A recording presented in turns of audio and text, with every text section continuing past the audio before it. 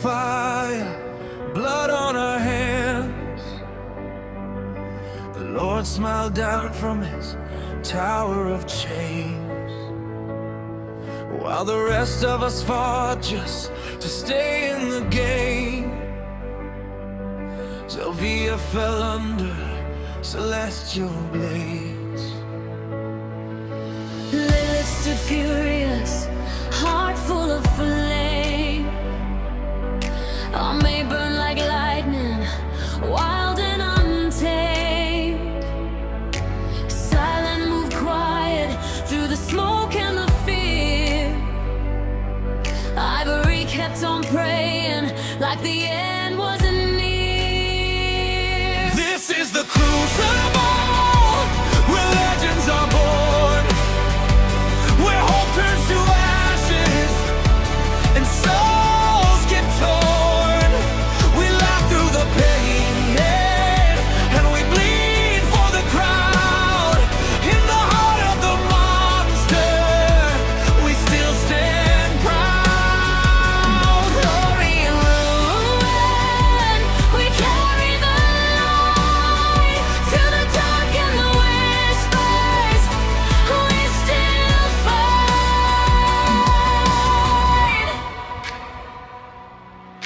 The Lord plays his games in the dark up above, while ivory stands broken, the last one alive. Her friends lie in silence, no spark left in their eyes. Her lilies are withering, just like all her lies. She drags herself up from the blood and the sand, but the weight of their death crushes down on her hands. The world wanted a story, the arena wanted blood, so she gave them a tragedy carved raw from the mud. This is the Crucible, where legends are born, where hope turns to ashes and souls get torn. We laugh through the pain, and we bleed for the crowd. In the heart of the monster, we still stand proud. Glory and ruin, we carry the light through the dark and the whispers. We still fight. One day the curtain falls, One day the chains will break, but tonight we bleed, we burn, we sing. And tomorrow we fight again.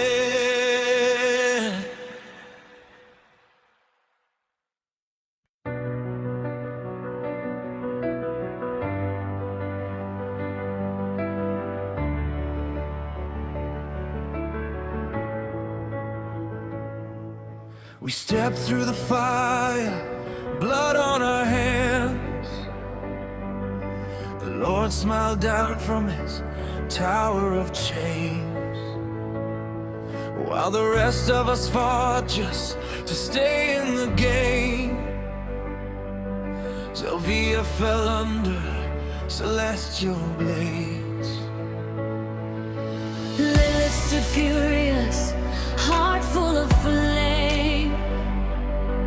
I may burn like lightning, wild and untamed. Silent move quiet through the smoke and the fear. Ivory kept on praying like the end wasn't near. This is the Crucible, where legends are born, where hope turns to ashes and souls get torn. We laugh through the pain, yeah, and we bleed for the crowd.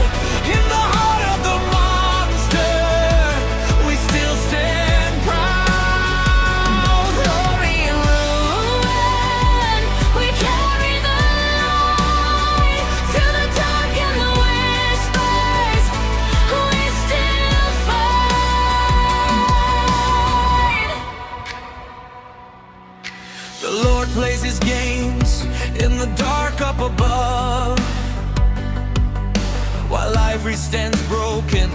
the last one alive. Her friends lie in silence, no spark left in their eyes. Her lilies are withering, just like all her lies. She drags herself up from the blood and the sand, but the weight of their death crushes down on her hands.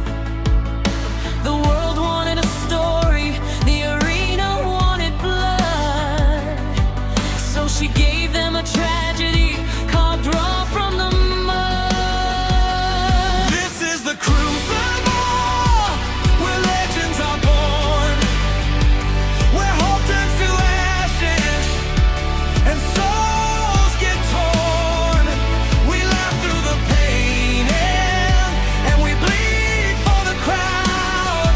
In the heart of the monster, we still stand proud. Glory and ruin, we carry the light through the dark and the whispers. We still fight. One day the curtain falls, One day the chains will break. but tonight we bleed, we burn, we sing. And tomorrow we fight again.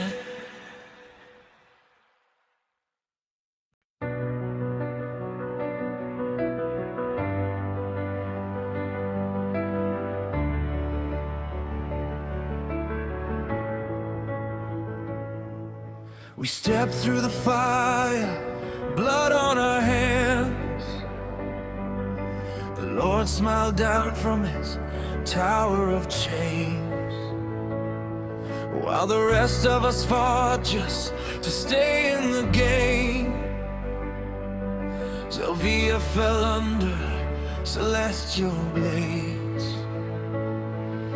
Lilith stood furious, heart full of flame. Our May burn like lightning, wild and untamed. Silent moved quiet through the smoke and the fear. Ivory kept on praying like the end wasn't near. This is the crucible, where legends are born, where hope turns to ashes and souls get torn. We laugh through the pain and we bleed for the crowd. In the heart of the monster, we still stand proud. Glory and ruin, we carry the light through the dark and the whispers. We still fight.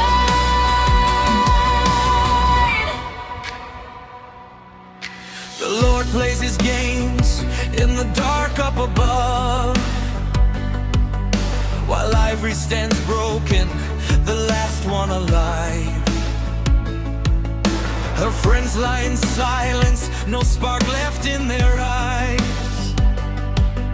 Her lilies are withering, just like all her lies. She drags herself up from the blood and the sand, but the weight of their death crushes down on her hands. The world wanted a story, the arena wanted blood, so she gave them a tragedy carved raw from the mud. This is the crucible, where legends are born, where hope turns to ashes and souls get torn.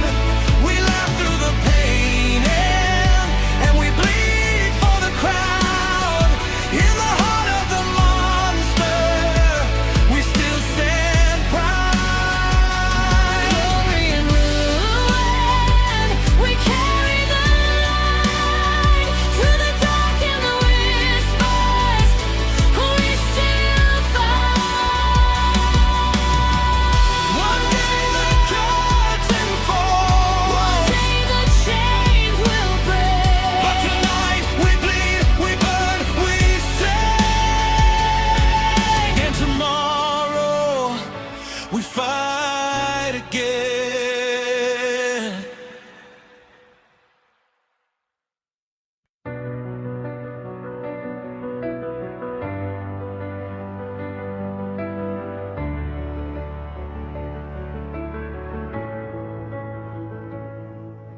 We stepped through the fire, blood on our hands. The Lord smiled down from his tower of chains, while the rest of us fought just to stay in the game. Sylvia fell under celestial blaze. Lilith stood furious, heart full of flame. All may burn like lightning, wild and untamed. Silent moved quiet through the smoke and the fear.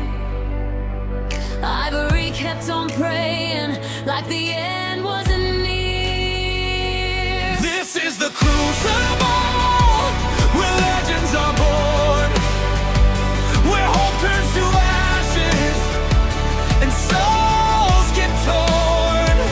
We laugh through the pain, yeah, and we bleed for the crowd.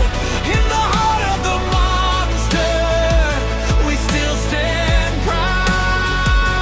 Glory and ruin, we carry the light through the dark and the whispers. We still fight.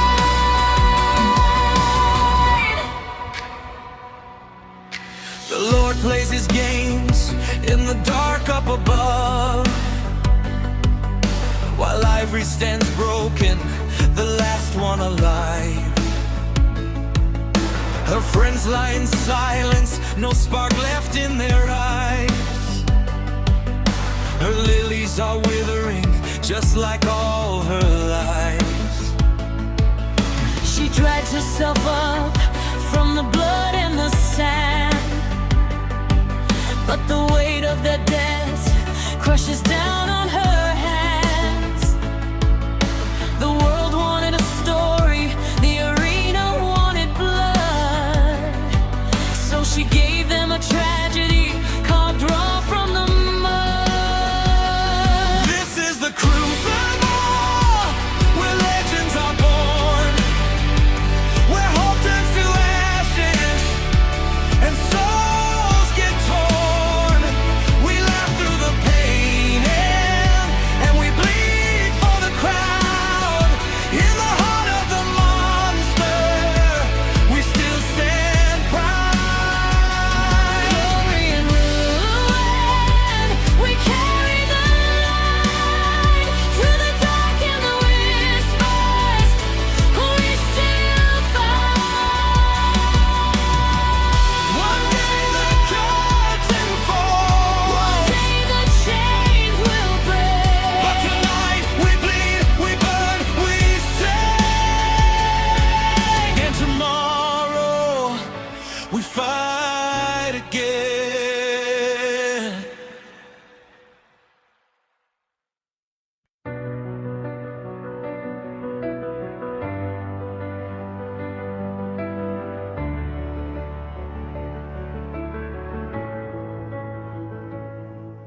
We stepped through the fire, blood on our hands. The Lord smiled down from his tower of chains, while the rest of us fought just to stay in the game. Sylvia fell under celestial blaze. Lilith stood furious, heart full of flame. All may burn like lightning, wild.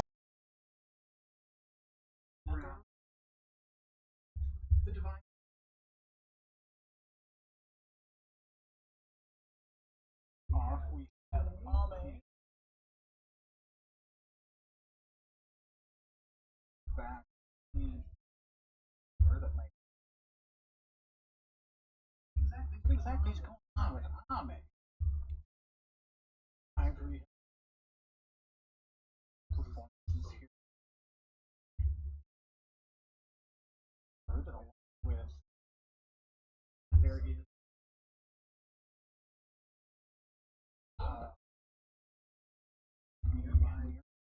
inspired silent and rem, and I believe on that.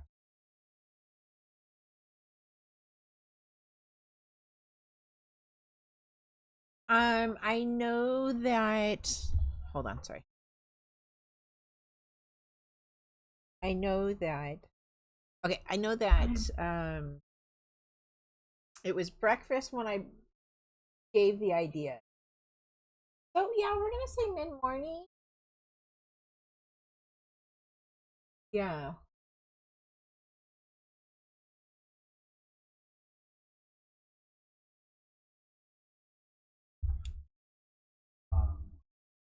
And kind of think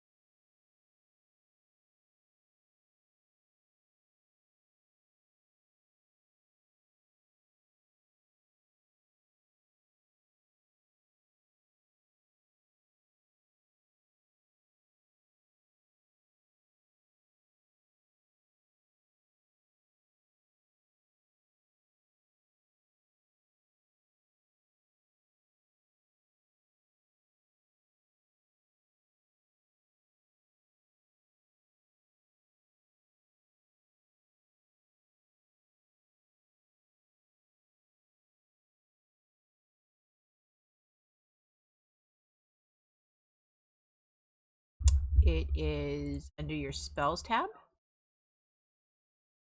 Oh wait, no, what it is.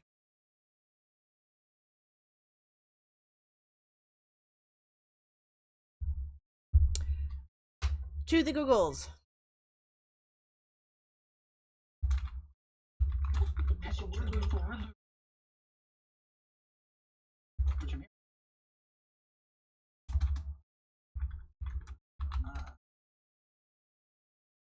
Intelligence.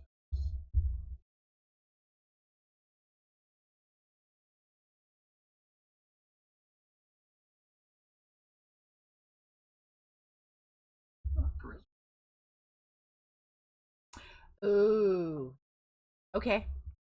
Is it charisma?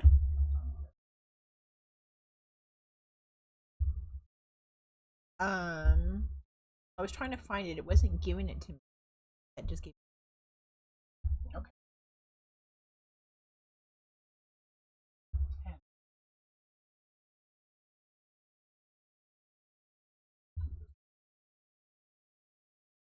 And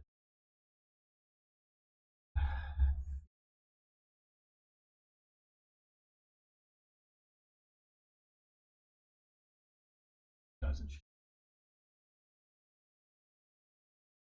legs the water.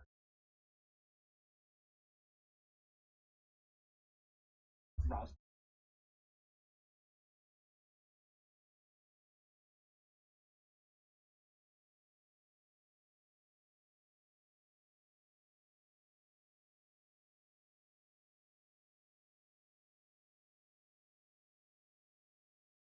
Oh yeah, I'm seeing charisma on my side too. Sorry, I didn't.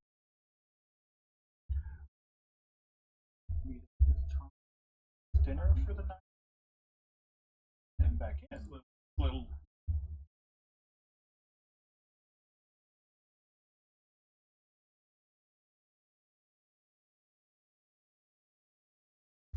Please, I'm so sorry. Reaches up, reaches. Just tap that. So control yourself.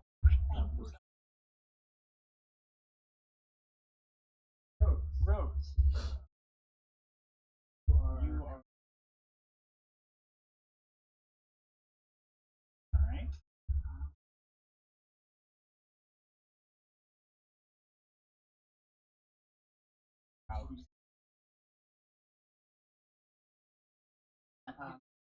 It's fine. Worries. Don't worry. You can kind of see past her a little bit. You can see corner of the eye. What's fine. Tonight.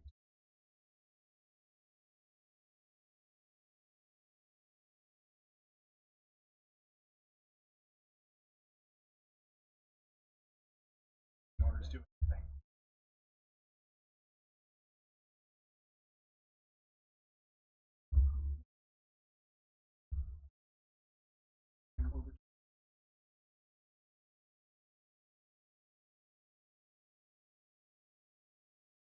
Along towards blacks.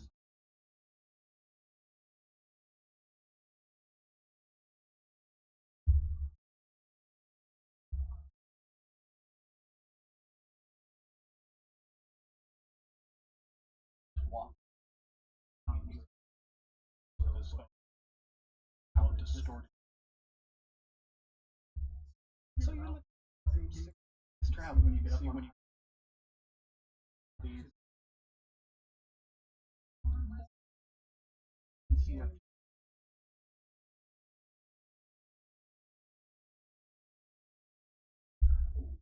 What are you? Walking.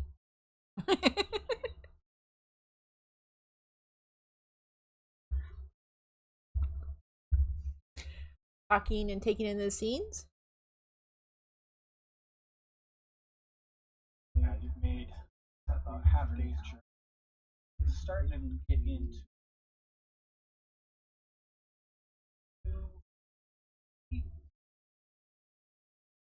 mushroom.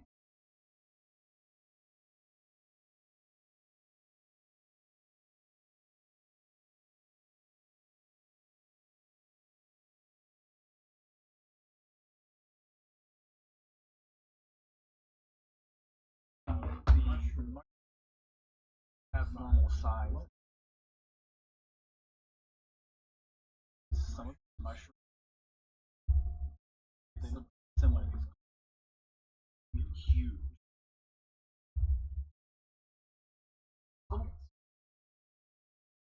Walk by.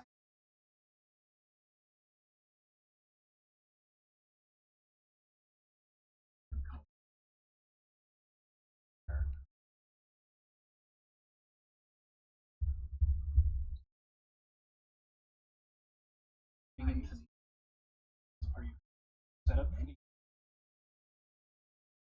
Yeah, yeah. I think we'll find a little alcove, or not exactly an alcove, but like a little open area, not too far from the path, but where we're kind of blocked from the road, but still not far from it.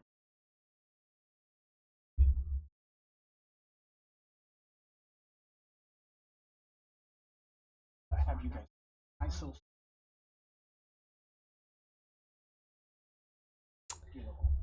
hut. Yeah, I think for tonight I'll use our little hut ready to.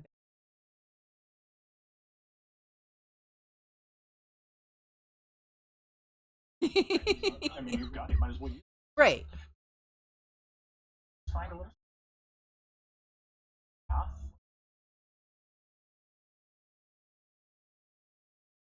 And chunk of paper.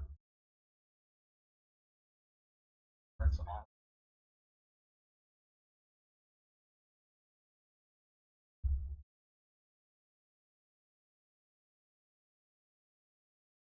The three.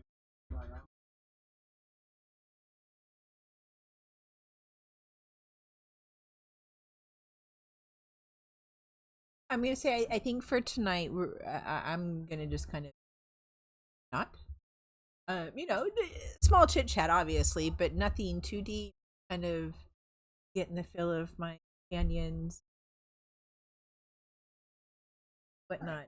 Nice. Small talk. Fine. Start.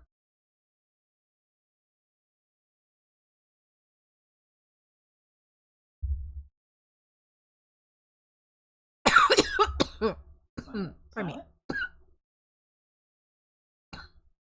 Around the.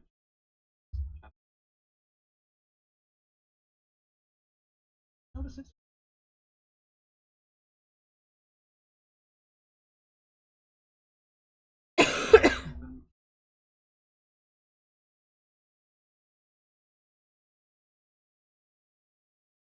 Actually.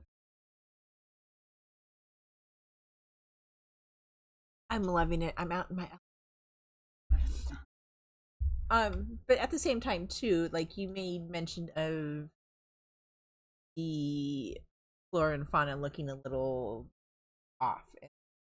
So I might, I know I would kind of take a closer look.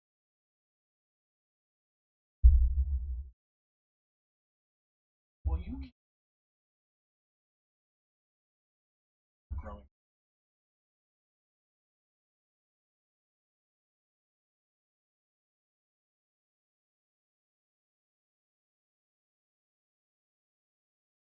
Whichever.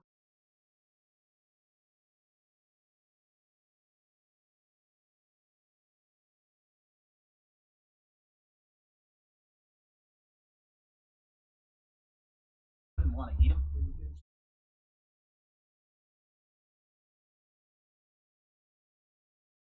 Bioluminescence is interesting.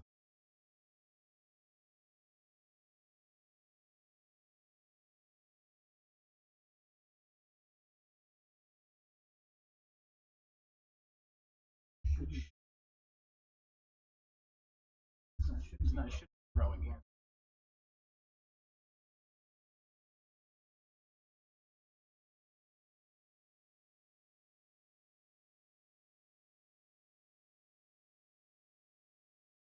Okay.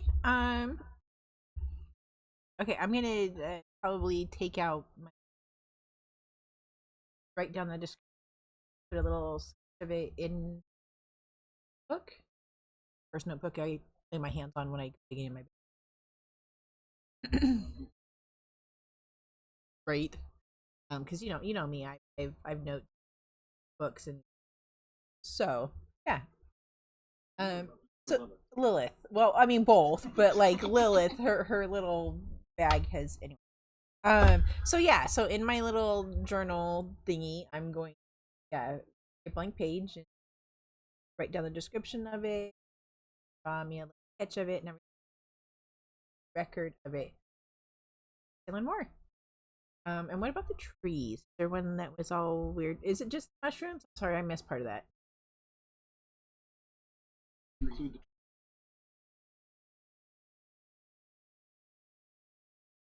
the tree is a tree. It's stand.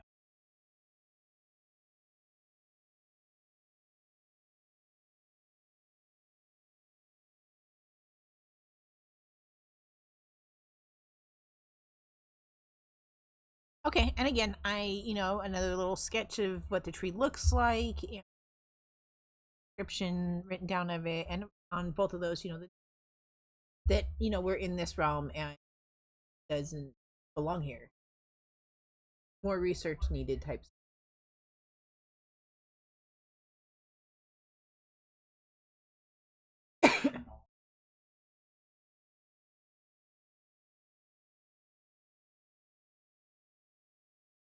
Right. And like I said, just kind of viewing our surroundings, and making notes of anything unusual to a druid. And then, once I found everything, back to campfire. All right. And first one.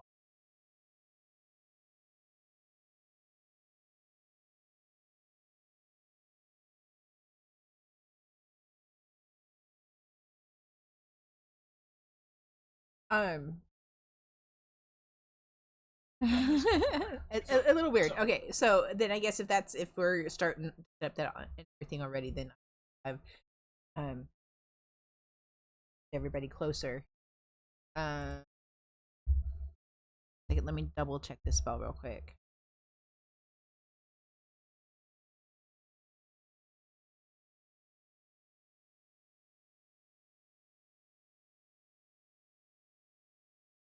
Okay, so then I'll motion everybody closer, and I will use Leoman's tiny hut, so then that way we have a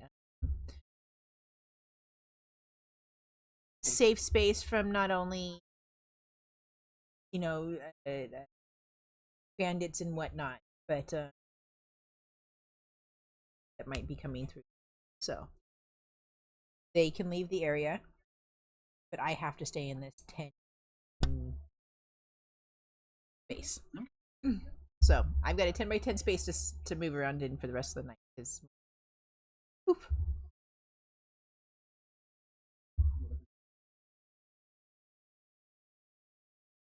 It would be everybody. They can come and go. They can come and go. So that's why I motioned everybody closer so that they would be recognized by the spell.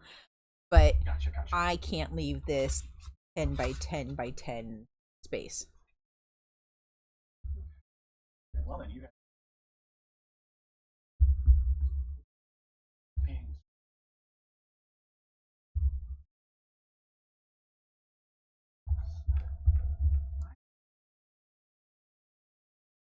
Rob tweet. Room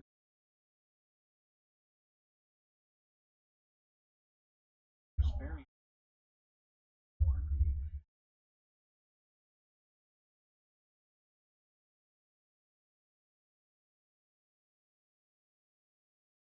Check out.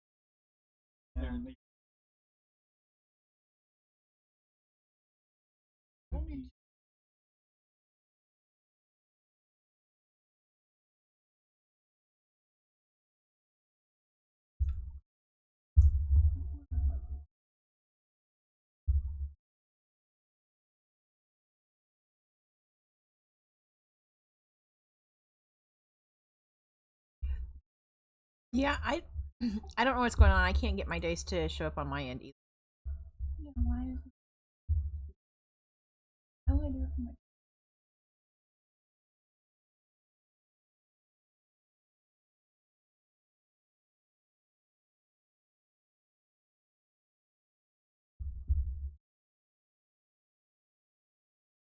nothing is working.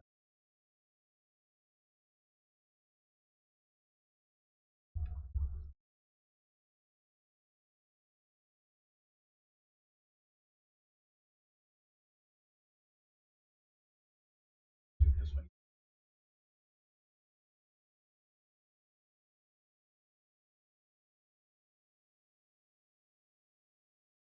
Okay, but people, they're still gonna do it. So you can add another minutes.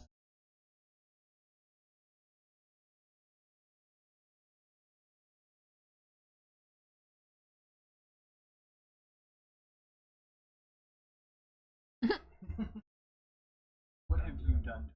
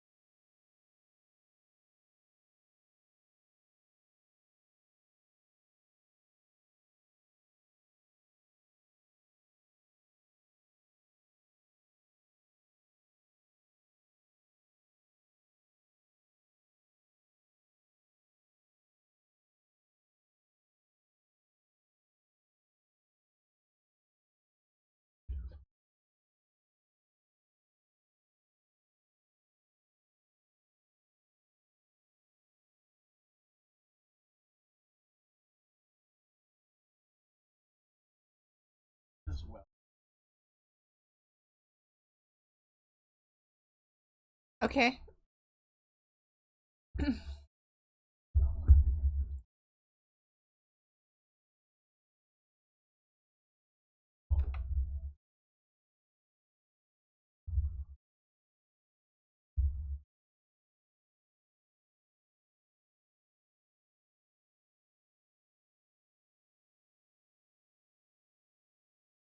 You guys.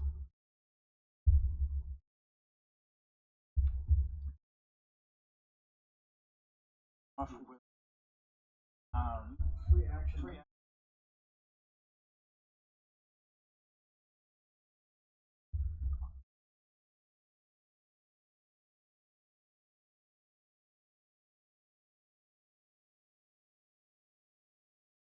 Has to hunt what's going.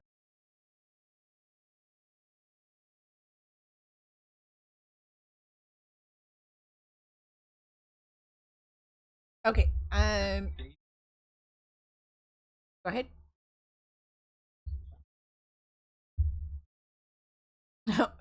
Danger. Um. Are these beast creatures? I'm gonna step outside. Going on.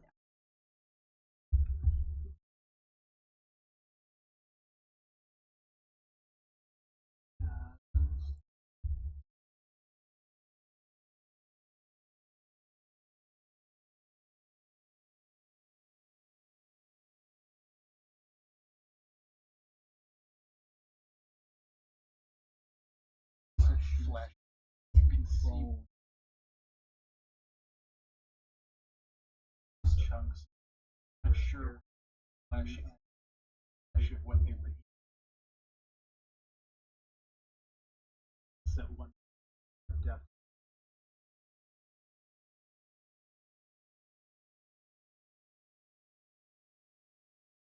Okay.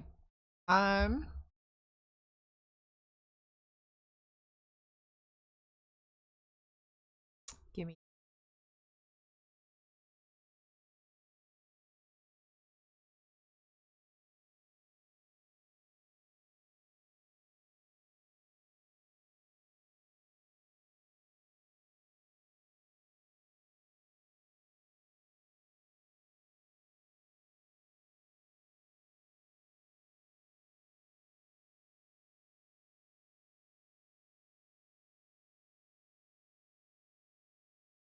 Okay.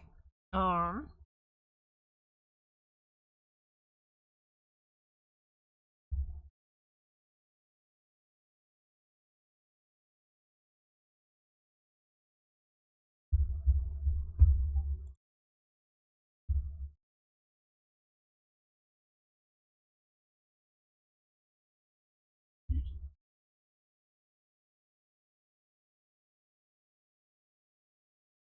I'm going to use entangle to grab these three.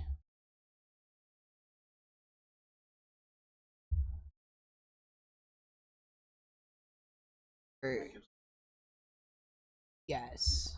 Yes. So what happens is grasping plants sprout from the ground in a 20-foot square within range. For the duration, these plants turn the ground into terrain. They disappear when the spell ends. Each creature, other than you, in the other area when you cast the spell must succeed on a strength saving throw or have the restrained condition until the spell ends. On those three, I need a strength saving throw.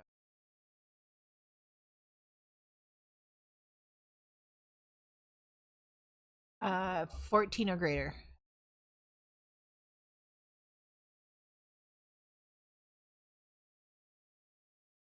No.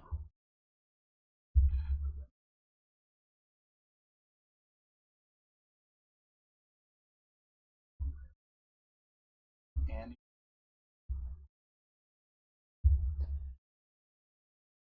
are all Restrained, yeah. On each turn, they can take an action to do a strength check against my spell DC. On a success, you free yourself from.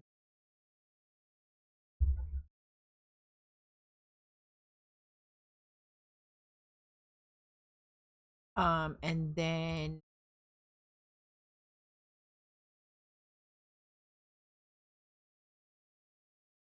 As my bonus action, I'm going to produce flame. A flickering flame appears in your hand and remains there for the duration. While there, the flame emits no heat and ignites nothing. Sheds with bright light, but radius. And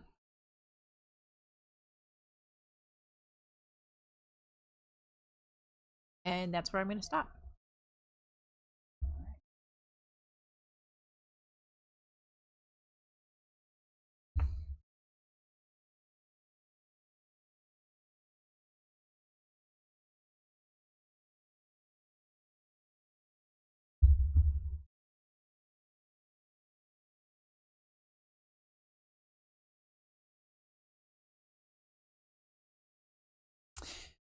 It matches, so yes.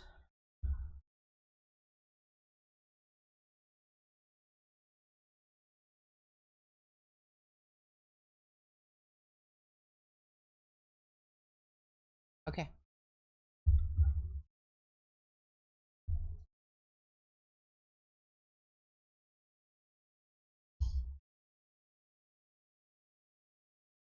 Yeah. He's got to.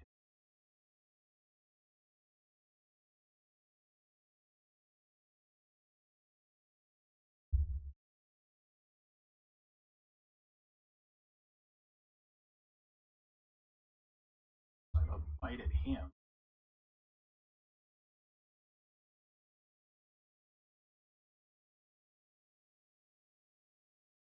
Hey.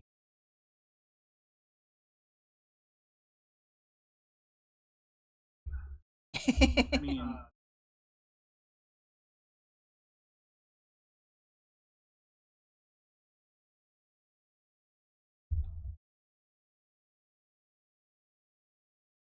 it's like fuck. Alright. Seen hated yet. But yeah, still go.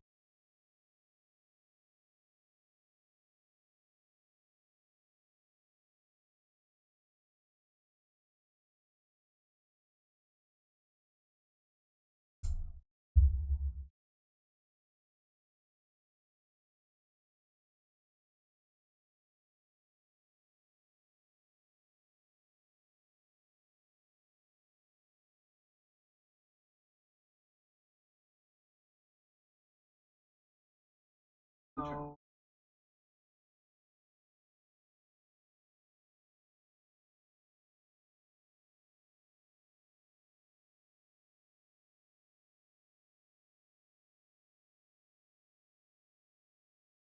Right, which means that it's gone now because I've stepped out of it. Not there.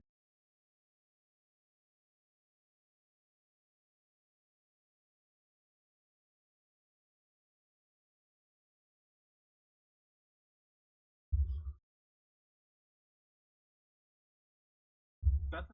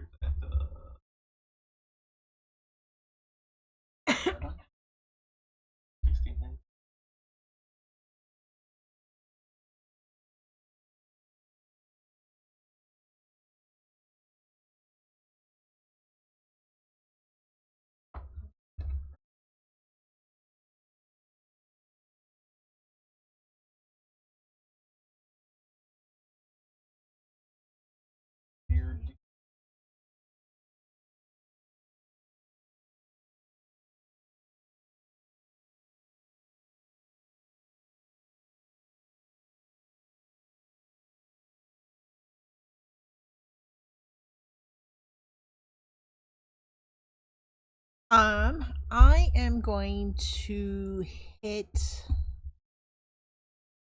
guess we'll go with the pink one. With.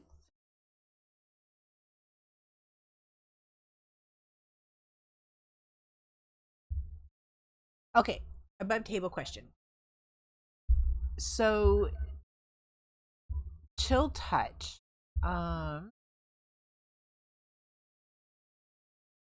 It says channeling the chill of the grave, make a melee spell attack against a target within reach. On a hit, the target takes 1 necrotic damage and gain hit points until the end of your turn. Does that mean I have to actually like? Okay, no. I guess my clarifying question for that would be: is do I do the chill touch, or do I do a melee attack and the chill touch? Because there's a button here. Hit. So would that be for both? You have to be within.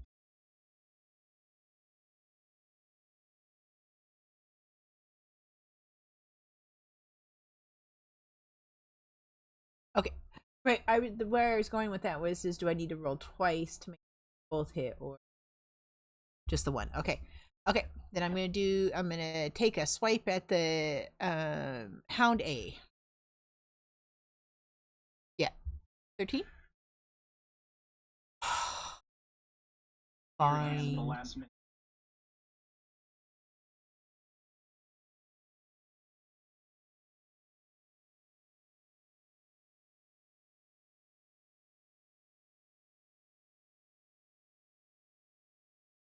I'm an idiot.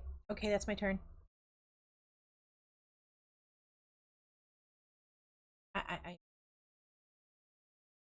we're good. It's not a book. Oh. That makes it.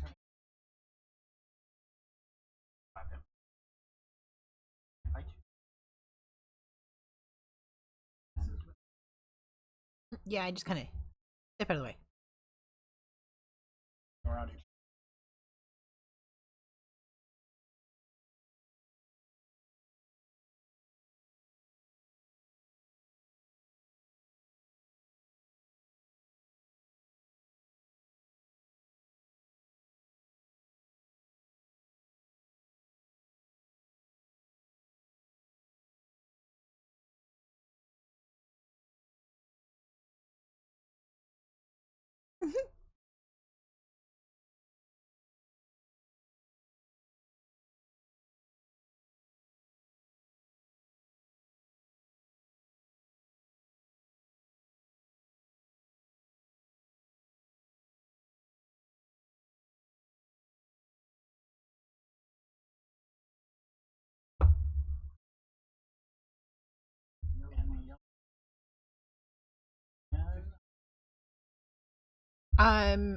I believe it's 14, but let me. Be so much like on 14.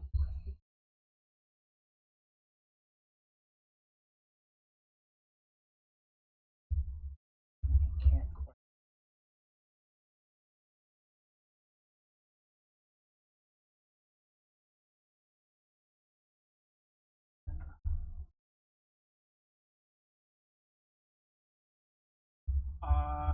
Same thing.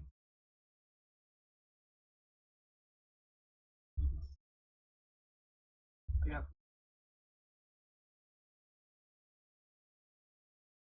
Next on this.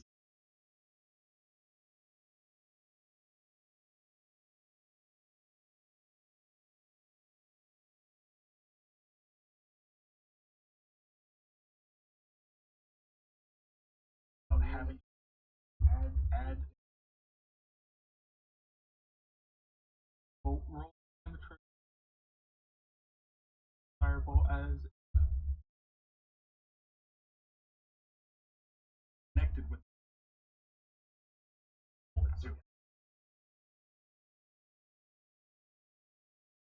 pieces of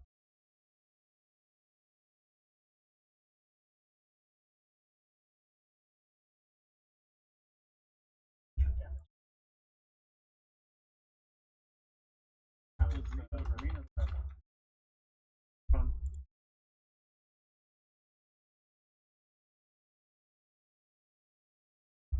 Same thing. Chunk right.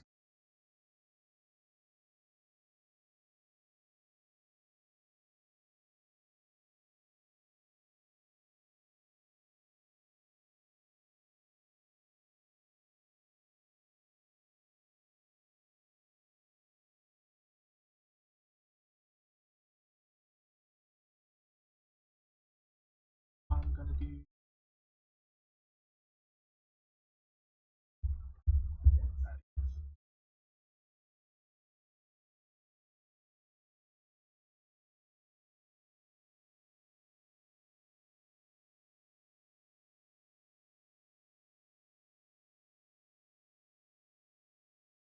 Push it.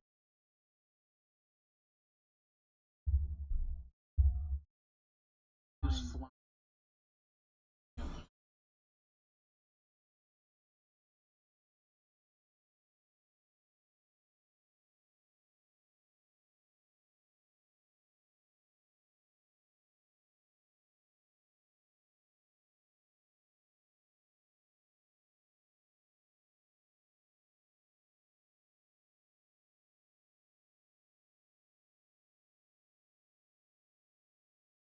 Let me see a ring.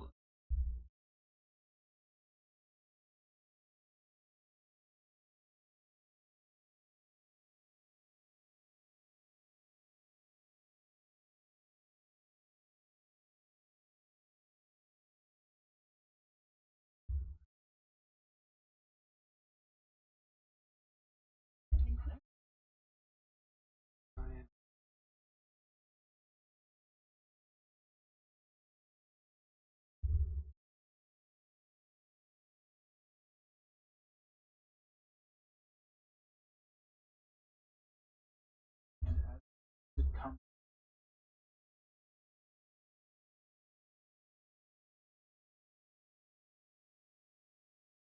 First thing.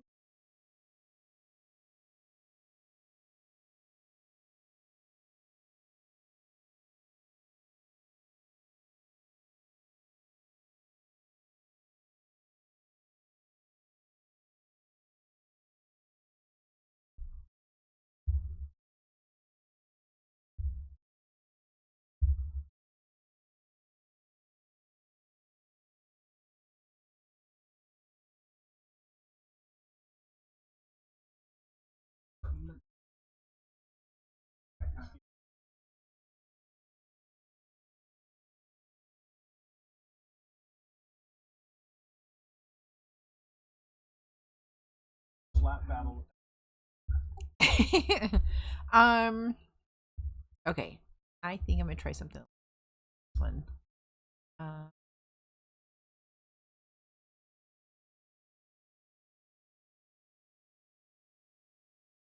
I am going to uh,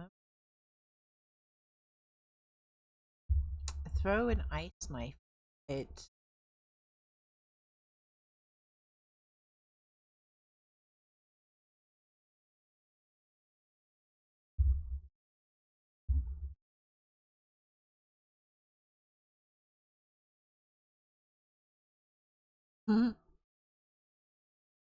for damage.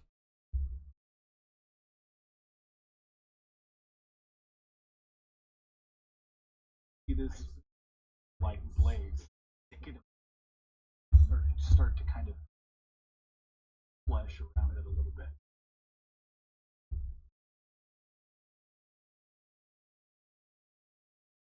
Um.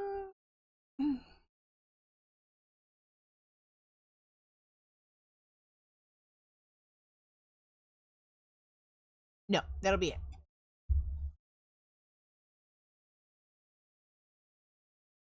Appreciative of the ice.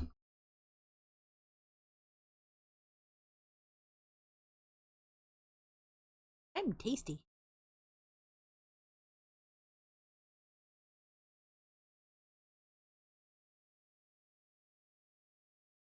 And that.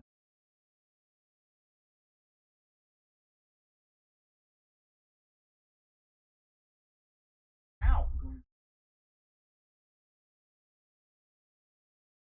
Area of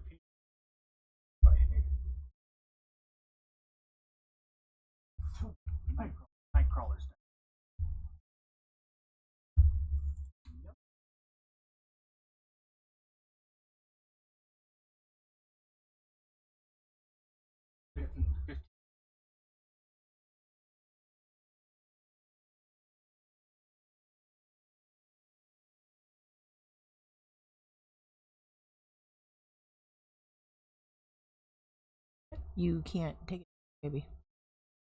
The action was to the strength check. Love you. Right, no, you're absolutely right.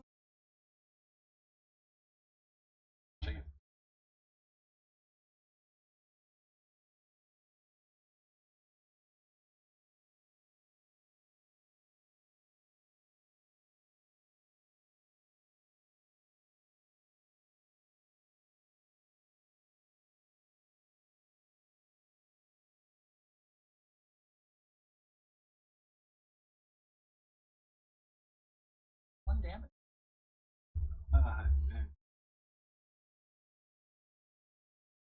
Take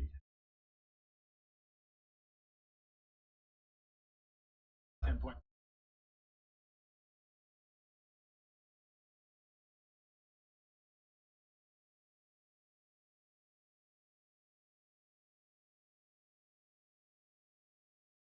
Rounded.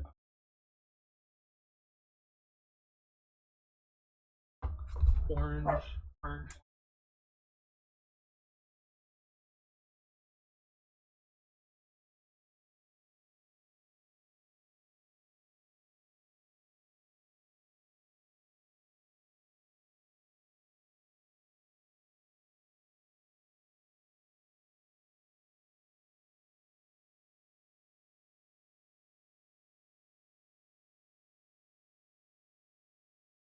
Second act.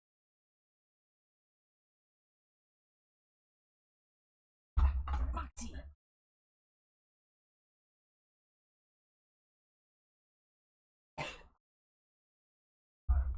14 misses.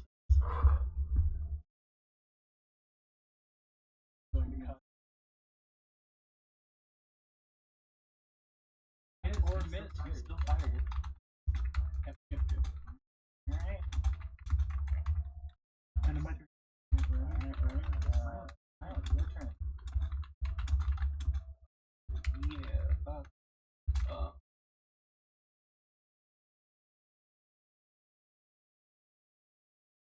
Sounds good.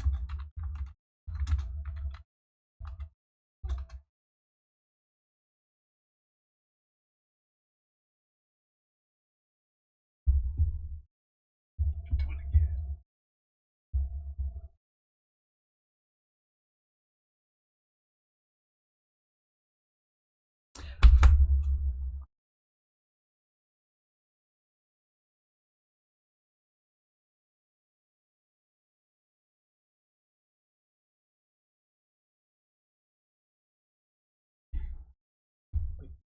No, yeah, he is. Yes, he is.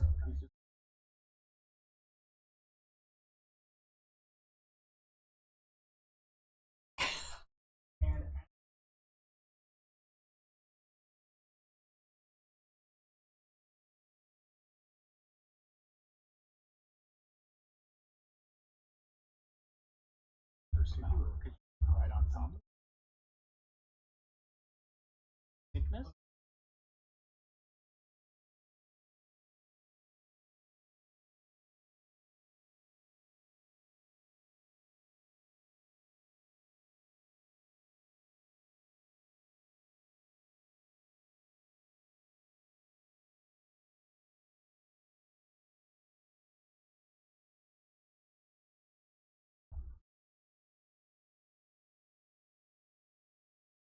Definitely escaped. Okay, so I am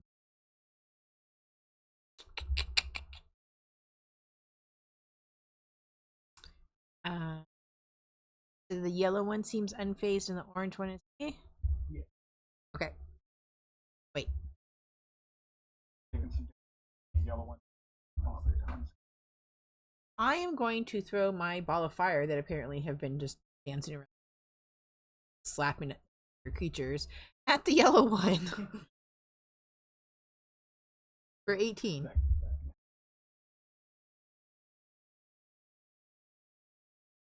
For 14 damage.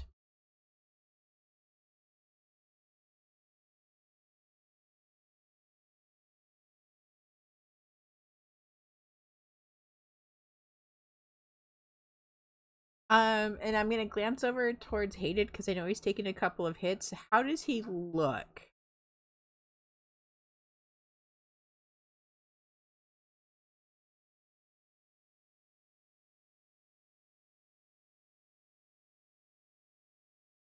Okay. Oh, that's right. We can't see your damage roll.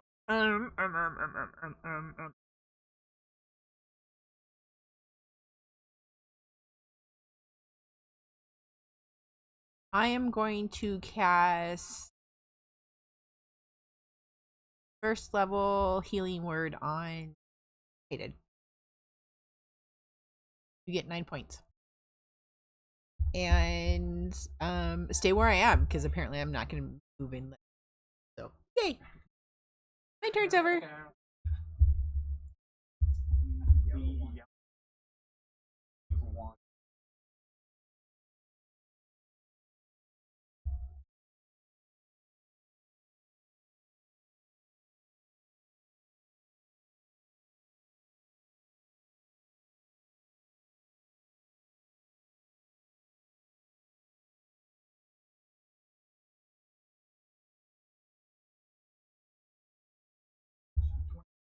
Hitting 14 damage.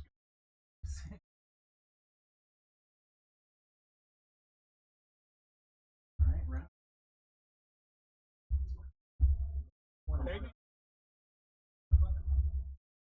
Okay.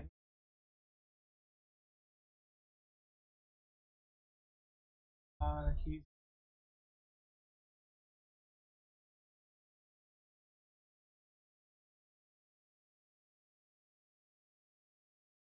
timid. As that connects, you see it. Flame.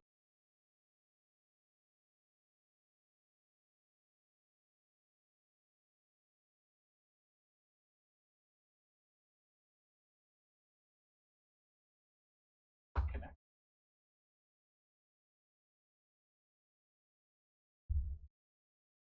Going to push him back right about here. Okay. And that's going to be the end of his turn. Silent, your turn. Just to get right on. You landed. It's best to stand back. Going to assault it.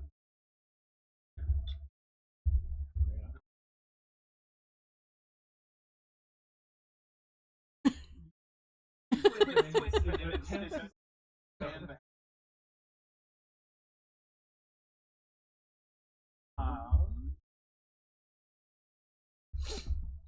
Okay, I am going to toss this. Wait, no, I didn't do that. Oh. I am going to run up to it and hit it with chill touch.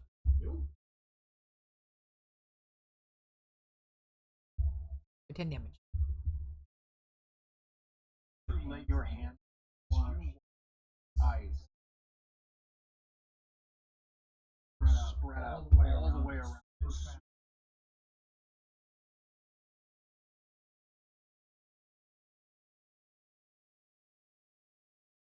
No heat. No heat. Smell. Kind of. I wrinkle my nose because ew.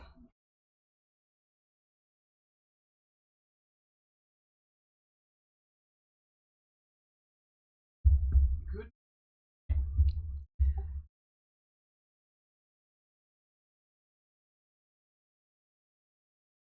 Well, that's a way to.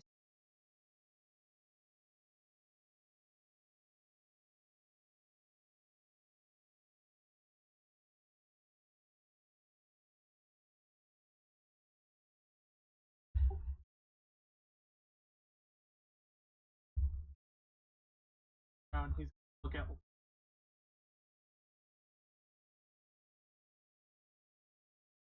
movies, so you could.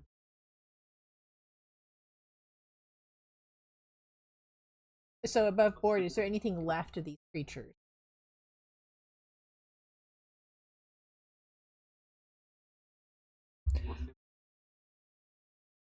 But you did say there's ash.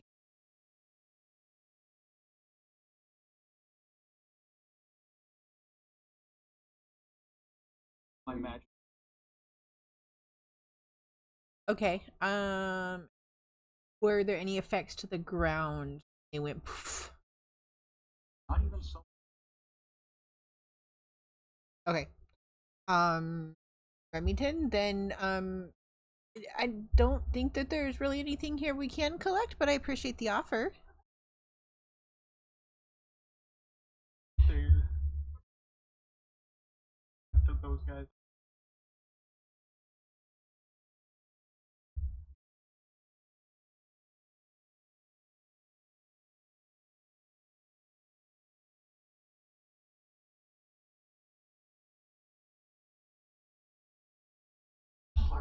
Might be like of trees. One of them. And there's some random.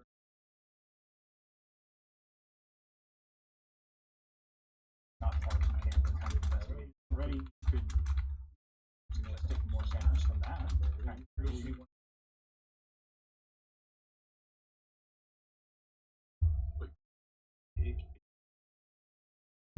Yeah.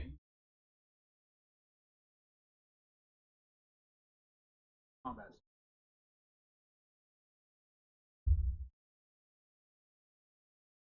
One.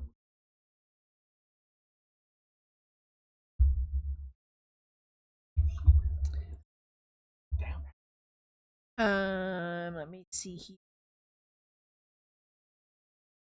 Wait, where are my healing potions? There.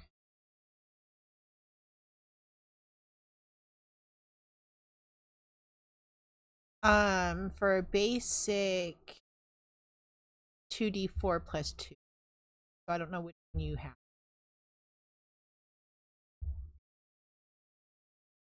I know why. So a regular potion of healing is 2d4 plus 2. I don't know what anything higher than that because that's all I've got on.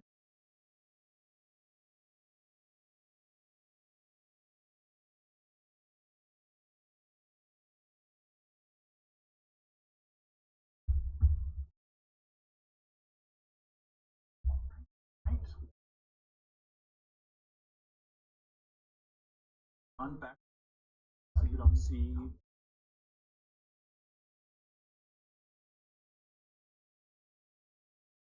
Your trick.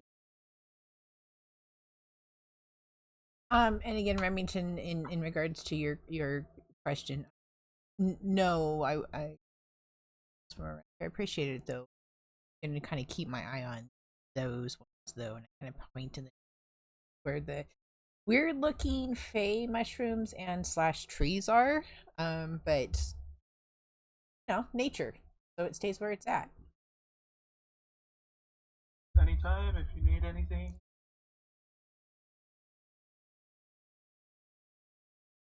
I appreciate that. I appreciate. No problem.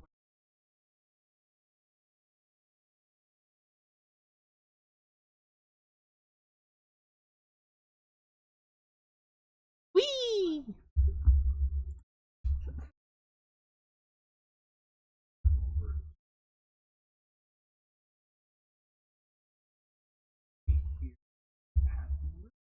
Maybe I can't hear you. Yeah, it helps better if you pop back over. I.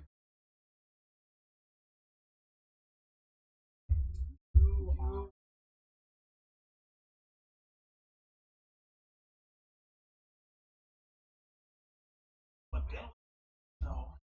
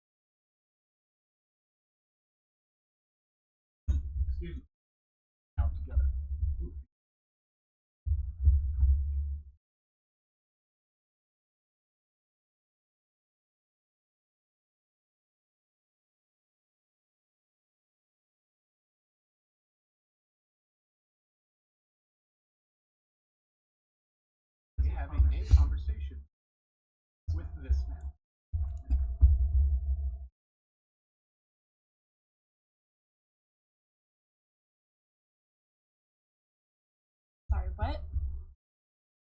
Come down. Rosalind Rosalind is is sitting.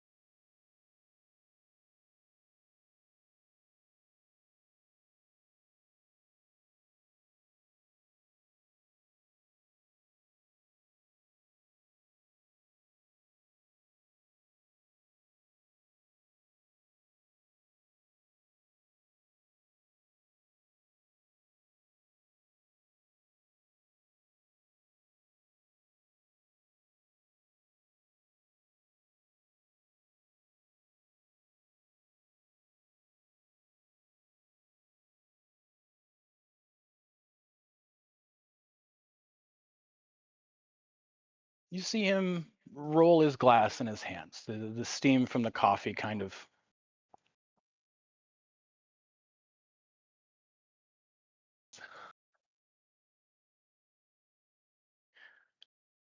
Our houses have not been rivals for generations. The old quarrels were buried long before the betrothal was arranged. I offered structure and duty, the same expectations placed on me since I was a child. Never threatened her, never sent anyone to harm her, and the only bounty I ever authorized was one out of concern to find her and bring her home safely. Nothing more.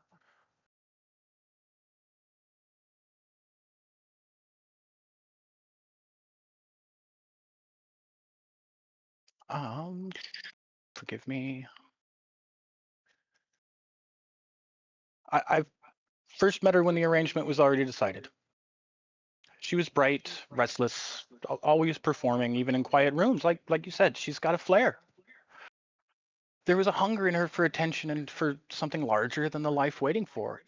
I saw it and found it endearing. I didn't know how deep it ran. I am not a man who offers grand emotion. Never have been. What I offered was stability, a place, a future that made sense within the world we both came from. After the marriage, she would have stepped into a formal role, structured, respected, useful. I believed that kind of purpose might steady her. She never told me she felt caged, not directly. There were sharp moments, flashes of defiance, but I thought them the usual resistance of a young woman facing a life already mapped out. I was wrong. On the day of the ceremony, she arrived in full armor instead of her gown. She publicly refused me in front of both houses and the gathered court. It was theatrical, humiliating. She has told her version of events, and in that version, I am the villain who drove her away. The truth is simpler and I think more painful. She felt trapped by duty and expectation. She chose freedom in the most public, dramatic way possible, and then needed the rest of us to be monsters so the story would make sense. I am only a man who is left standing at an altar while the woman who is to be my wife turned the moment into a performance and vanished. I'm still here. I still want her safe. That has not changed. In the time since she's been gone, the stories that reached us were almost unrecognizable. She spoke of hunters and a husband who had driven her into the wild. Again, the only formal effort made to find her was through Remington. And all that came out of that was to learn whether or not she lived, bring her home. Nothing more. When we got word that she had come to be out involved in the Crucible, I came myself. Not to reclaim her, he kind of puts a hand up. Not to punish her. Simply to see what had become of the restless girl who once stood across from me and decided the life I offered her wasn't enough. I still do not fully understand the version of events she told. I only know the part I lived.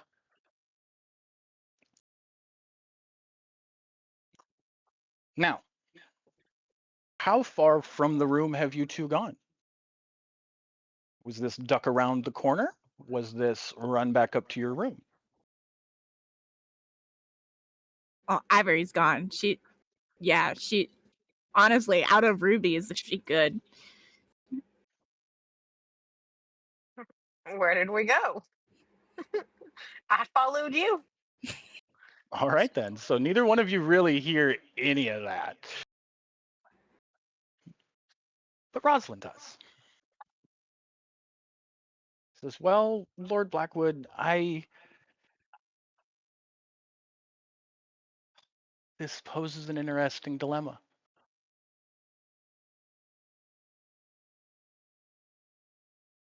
I invite you to stay, although I am aware that my establishments may not be fitting for a man of your stature, and for that I will only mildly apologize.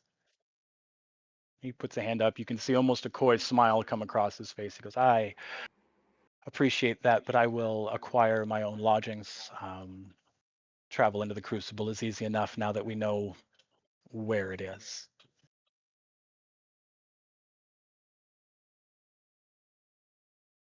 She says, please come back. I will speak with Ivory and see if we can't find a way to fix this. No. With that, Lord Blackwood stands up, and as he does, you'll notice that even for an elf, he is tall. I mean, I know none of you were there, but I'm going to give some character description. Anyway, Ame, he is very tall, even for an elf. And gorgeous, sharp features. He is got a bit of a coldness to his eyes, but for a man who's lived as long as he has, it's kind of normal.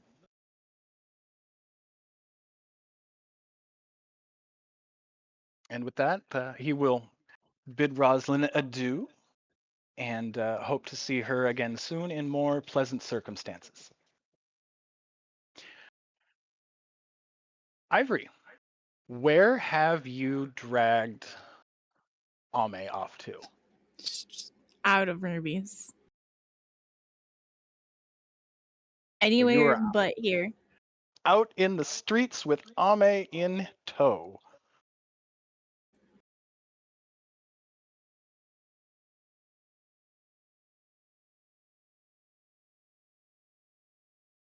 Tommy yells out for Ivory. Ivory, where are we going? Anywhere but here. Why? What happened? Who is he? Nope. I swear to God, I'm gonna kill Remington. What does Remington have to do with this? Oh, this is no fucking coincidence. I'm gonna kill that fucking tin can. Where is he? Where'd he go? You know what? Ivory's know. going back to the fucking tavern. You left. You didn't hear any of that, so you don't know that he name dropped Remington. I mean, yes, but Ivory still thinks that Remington has a part of this. She still thinks that he left that bounty. She can't prove it, but she knows. Like she was awake enough to know that nobody else is gonna get in that room without her knowing. He's linked to this somehow. She doesn't know how, but she knows he is. Okay, so you are headed to the tavern in your PJs again. You're making a habit of this. Yep. It's the second time this week you're gonna come storming into this place looking for the same guy in your PJs. Mm-hmm. Mm-hmm. Get full Karen. All right. You stomp on down to the tavern. Ame being dragged along in her PJs as well. The poor thing. She just wants some pancakes. Just a little bit. Above table, all I gotta say is I'm loving how this is turning out. Gonna fucking kill you when you get back into the Crucible. Just wait. All right, so you come Love you, Ivory. stomping into the tavern, and the barkeep looks up at you, straight up laughs, and goes, "Good morning again. He's over there." And you can see Mal sitting in the corner having breakfast, looking at you like, "Fuck me."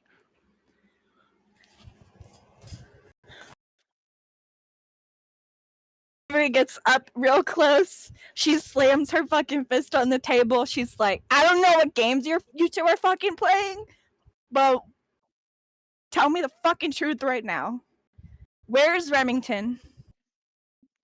He will stand up, and you will realize that this man is you again taller than you are.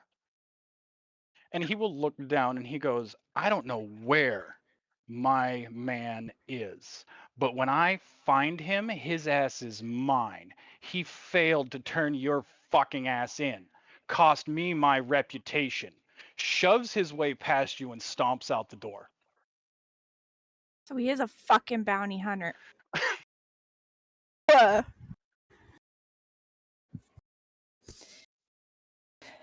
Ivory is just, she's Tommy just, kind of looks. go ahead.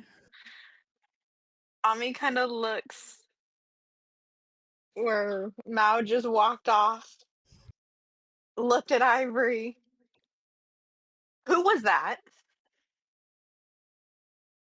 And what is going on? Mm. Mm.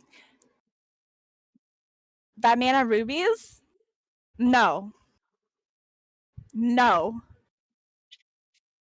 As far as Remington and that man, let me tell you, Remington has been lying this whole goddamn fucking time. And I'm going to crush that fucking tin can when I see him. Lying about what? What is going Oh. on? So you remember the bounty that I told you about the other day? Yeah. Remington is behind it.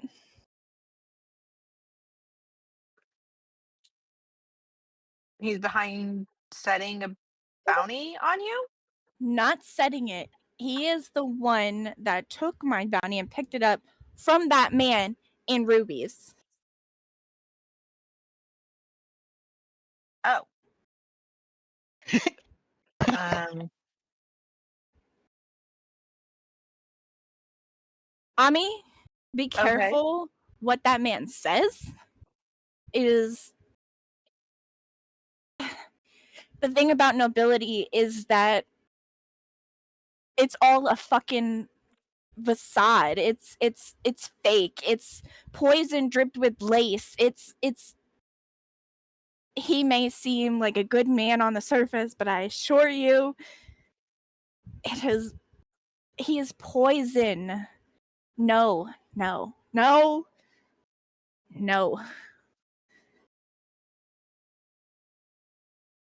Okay going then. to kill Remington. We need to find him right now. I have no idea where he even went or is.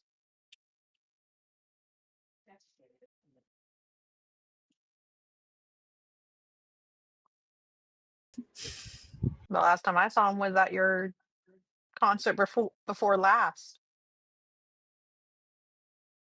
I'm gonna kick this fucking man's ass. And this is about the time you realize you haven't seen Remington since then. Not to put too fine of a point on it, but you guys have been pretty focused on yourselves the last 24 hours. And yeah, you realize you haven't seen the three of them since that performance. And you never saw Hayden come back from wherever the fuck he disappeared from. Like days ago. He wasn't at your initial performance and you haven't seen him since. Yeah, I haven't. Oh. Yeah, it's been like 4 days since you've seen Hayden. Where is Hayden? Where is Lilith? Once again, hated. I haven't seen since the meeting we all had and the big blowout at Ruby's. Lilith, I haven't seen since your last concert as well. The same concert I last saw Remington at.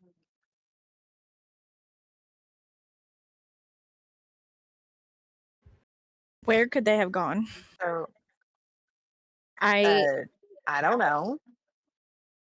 they said nothing in the past 2 days, and just the three of them just left. Yeah. Ooh, I'm gonna kill that fucking tin can.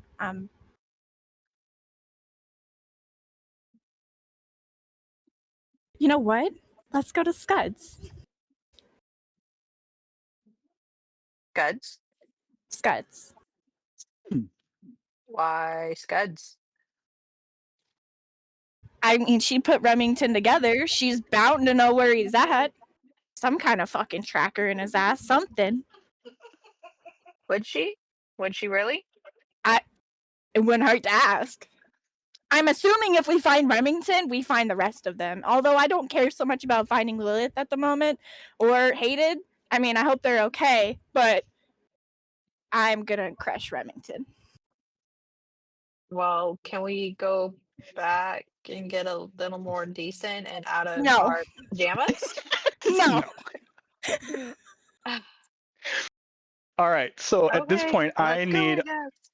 I need Hayden to generate the outfit that Ami is being dragged around town in. I don't care if it shows up when it shows up, but I need to see this. Ami, what are you being dragged around town in?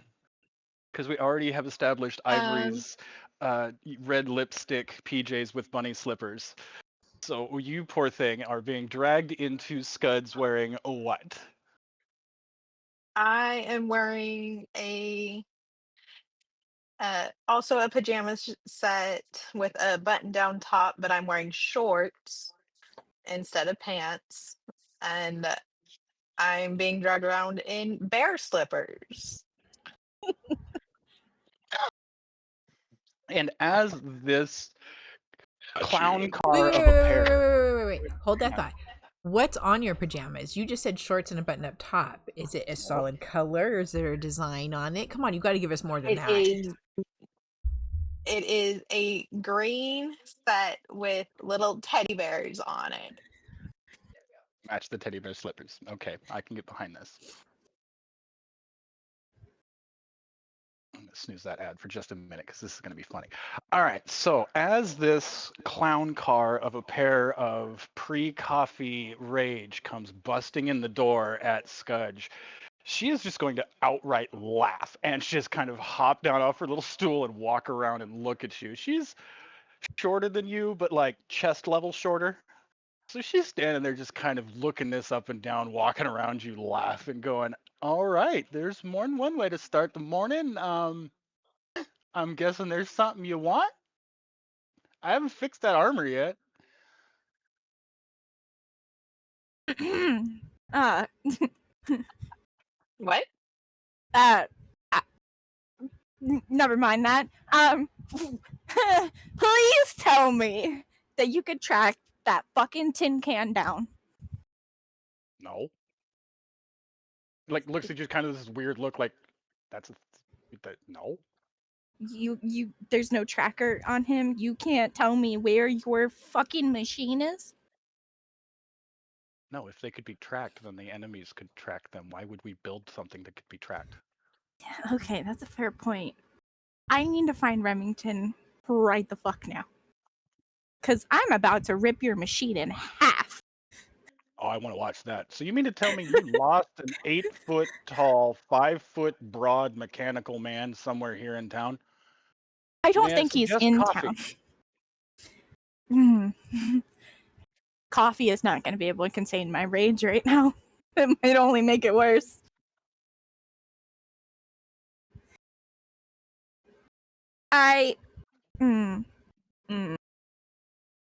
He's kind of looking at you like, I don't know where you at. Is there cameras in the Crucible? Do we know where? Like, there's no way in hell. There may be some weird tech in this game, but there's no CCTV.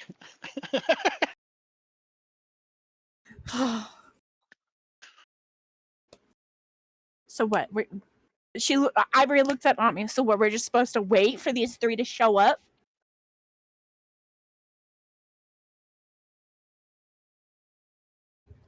I mean, what else? What How else did we can we do? lose? A druid, a rogue, and a tin can. How did we lose all three of them? Ami kind of scratches her cheek and goes, I was looking for money, not I mean- really paying attention to the other three. I mean, me too. But I feel like we're bad friends.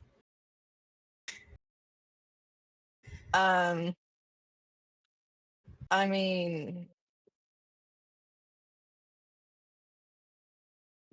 we're kind of a group that really barely knows. I haven't really hung out much together other than fighting, and that last one, Well, where would the three of them go together? are we sure they're even together? I mean, it's just weird that all three of them fucking disappeared at the same time and we can't find any of them. Well, we haven't seen Hated long before the last time we saw Lilith and Remington. I mean, that's fair. That's fair. I mean, we could ask Roslyn because I believe I saw them chatting at some. I'm not believe going back either in there. before or after the concert. I'm not going back in there. You're lucky I'm still in the fucking Crucible. Ami. Um,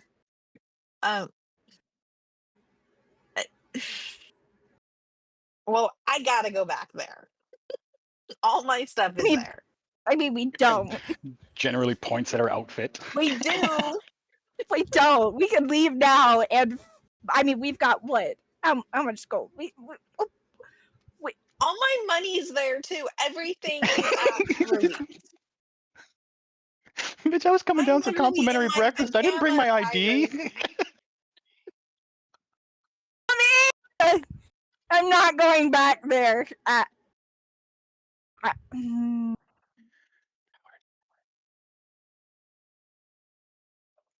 What are we gonna do then? Ivory kind of puts her hands on her face and like drags her like her eyelids down a little bit just so she's stressed the fuck out. I don't want to be anywhere but here. You smell weed. Like you just the smell of weed starts wafting up, and you look over your shoulder, and Scud is grinning from ear to ear, smoking on her pipe, drinking her coffee, watching this. This bitch wants all the tea. She's as bad as Oh. Rosalind. I hope you know. And she looks at Scud when she just says this. This tin can is gonna come back to you in pieces when I'm Okay. done. You I may or hesitate, may not have a hard time putting it back together again. I'm a fan of puzzles. Why do you think I let you in here? One of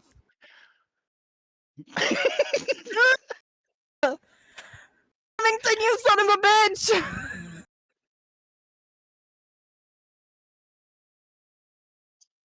Can we Okay, please how go about back? how about you go back and I wait right outside the Crucible? I'm not going back inside. You Okay. go get all the stuff, and I will see you outside the Crucible. We're going outside the Crucible? I don't want to be in here. I don't know if I want to go through the portal right now. I don't know if I can go through the portal right now. Oh, Tommy, why do you have to be broken? I'm sorry. Well, what the fuck are we gonna do? We're just gonna wait. I can't stay here. I mean, I ran away from my own fucking wedding. I can't stay here. Ooh, you hear from Scud. She points at Scud and she says, You see, when you turn and look at her, you see she's now got a journal laying there in front of her, and she's taking notes.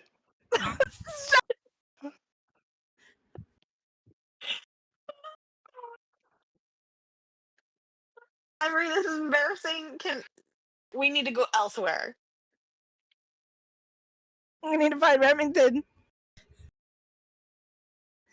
Well, we don't know anywhere where he's at. I guess the guy who you thought knew where he was at doesn't want anything to do with you at the moment. Wants to also tear Remington a new one. Oh, I'm gonna get to him first. It's not a fucking threat. That's a goddamn promise. I'm getting to that man before his fucking contact does.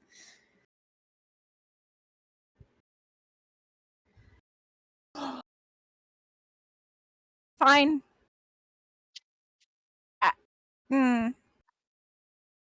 Do you think he would even still be at Ruby's? Don't care. I'm not fighting out.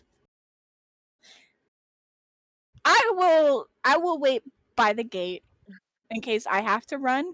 And if you come back, you come back. Oh yeah, and so you're gonna go to the gate where he could potentially show up at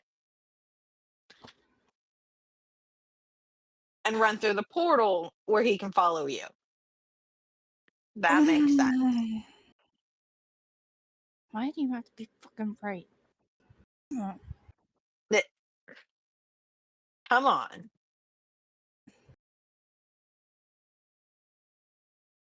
Fine.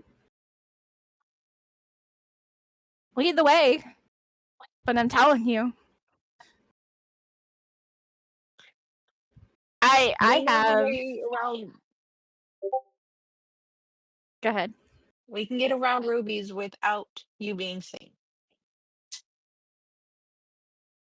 Excuse me. Do you know how many eyes are in Ruby's right now? How many customers know me by name? Now.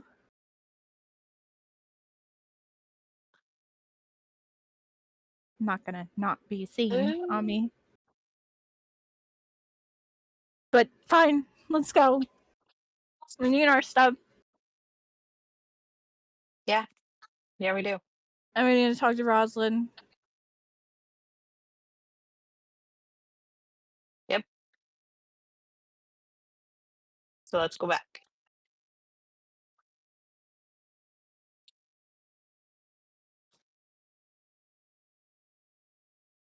As you guys make your way back to Ruby's, which path do you take?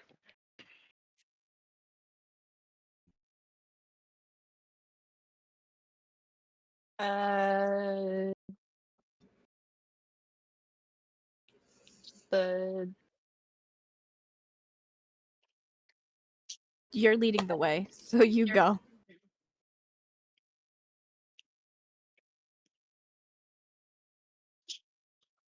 this way. Okay. As you leave Guds, you do your, as she's very paranoid about this, kind of left and right looks around. And off to your left, down by the market, looking at some stalls, I'm cutting in and out. Okay. You can see, because he's, a good 8 inches taller than everybody else, shoulders and head of Caspian, kind of looking around. He seems like anybody else you've seen in town, just kind of a quiet smile, looking at products and shopping. Ami stops here, does a quick turnaround, and pushes Ivory back down this way. No, forgive me, he's back over in the main market square, so you're walking away from him going that way. Oh, okay. Okay. Yeah, he's where all the market stalls and all of that Well, is. you You can said- kind of catch a quick glimpse of him as you shot the other direction. Okay. Then we're going to continue going this way. Okay, and you can get to Ruby's with no problem. I just knew I had in my head which direction he walked, so I wanted to ask which way you went first. Like, did you walk right into him, or did you go the other direction? Other direction. As you as you enter Ruby's, you'll see Rosalind looking around, and she sees you, and clearly that's who she was looking for. And she comes over with her usual bounding up energy and friendliness, and she goes, Ivory, Ami, No. let's go have some breakfast. No?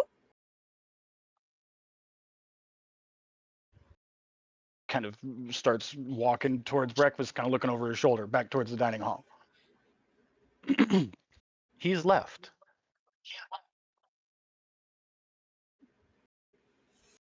Looking directly at you, You Ivory. She knows follow exactly who Rosalind. she's talking about.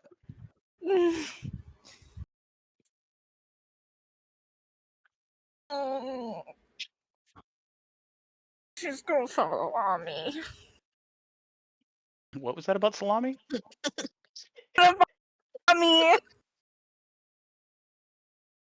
Believe it or not, that didn't help. You just went the other direction and broke your mic. She Ivory is gonna follow Ami. Okay. Rosalind's going to kind of lead you guys into upstairs to her room. She's going to shut the door and sit down. And she's got coffee and her standard little snack tray sitting there. And she goes, So, you want to tell me what's going on, Ivory? Nope. Ami's going to Just- grab a couple snacks and sit down. That's what I'm trying to figure out myself. Please tell And me look you at know where Ivory. Remington is. I don't, actually. I haven't seen the three what of them about you? since yesterday morning. So they are together. forgive me, let me go through Rosalind's memory real quick to make sure that that is accurate, what she just said. It's like I have 82 people in my head. No, she didn't see you guys at all because, yeah, she saw the mess. That was definitely you. So she can confirm that you at least had a very messy, frantic breakfast day before. But other than that, she hasn't seen Remington since after Ivory's first performance, where he was playing the bouncer role out front, and hasn't seen Hated since as long as you guys have. She didn't see him come home at all. She didn't see any of that. So forgive my misspeak there. But no, the only one she knows of is Lilith's messy breakfast. You have no way of tracking your sister. I mean, I could ask the bird. I've got a couple of ideas where she's at, but you know, I know her. She disappears for a few days at a time, and I'm not like I don't think about it. She shows back up, always does. I need to know where she aided, and especially Remington is. So if you could send the little bird and figure out where they are, I mean, I would be in your debt. have you guys checked their rooms? We I have mean- not yet. Absolutely not. I mean, no. She kind of gives you this well look, like. So, Caspian. No. Know what? I'm a little blown back by all of this. I'm surprised to see someone of such nobility in the Crucible at all, let alone in my walls. And to find him, excuse me, and to find him here looking for you seems quite the opposite of what we have been told. Whatever he And- told you Go ahead. is a fucking lie.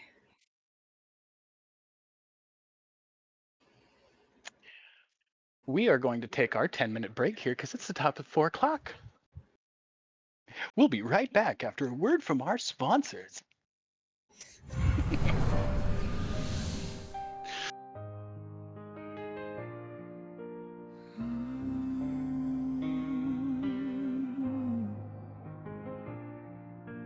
In the shadow of the arena where the blood sings loud, 6 souls step through the portal, pulled into the crowd.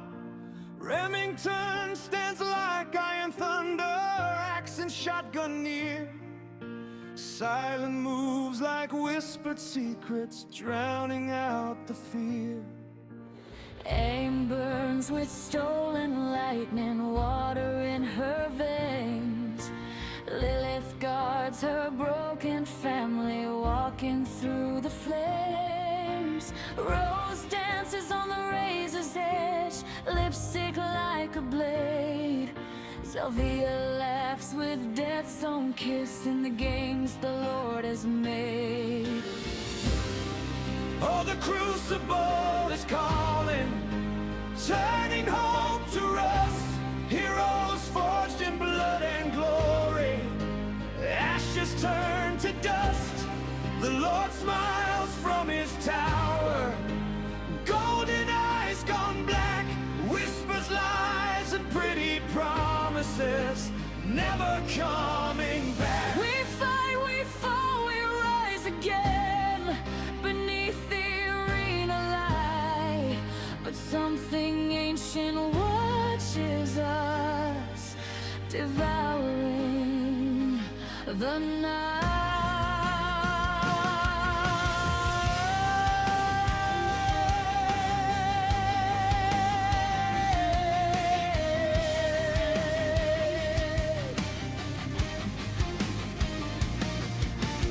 Lilith found the ballad, silver dawn turned black. Vela broke his holy oath, never going back. Zelvia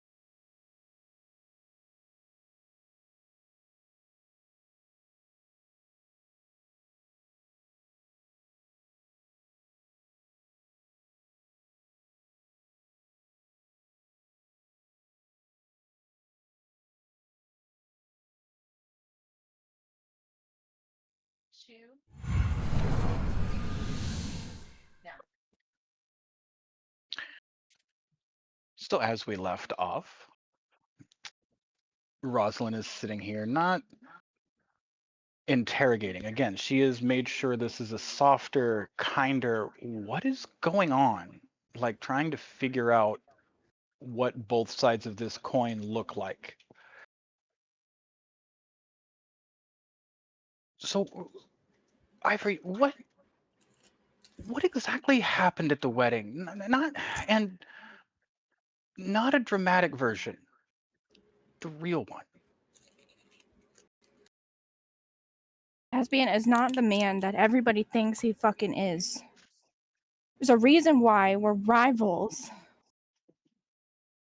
But he said the rivalries the between your families has been squashed for generations. What's true? Generations, my fucking ass.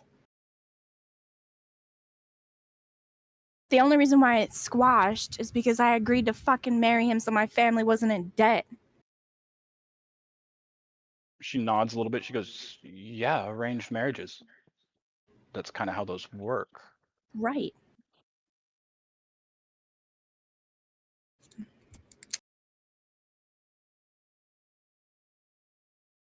I am just going to kill Remington.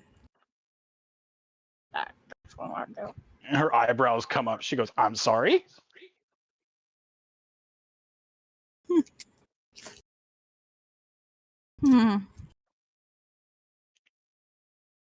Why are you going after Remington? I'm gonna fucking hurt him. That's what I'm gonna do. Remington was in charge of my fucking bounty that Caspian put on my head for about, I don't know, a year at this point. I've been running from Caspian. He has sent assassins, bounties, anything you could possibly fucking think of after me. That fucking tin can had a bounty on me. He said the only bounty he's ever put out on you was was with Remington and Mao. And that's a fucking lie. But then why would a Tell noble me. of such stature come here personally? That is way beneath his station. That is not a man Yes. who is. If he wanted you dead, you would be.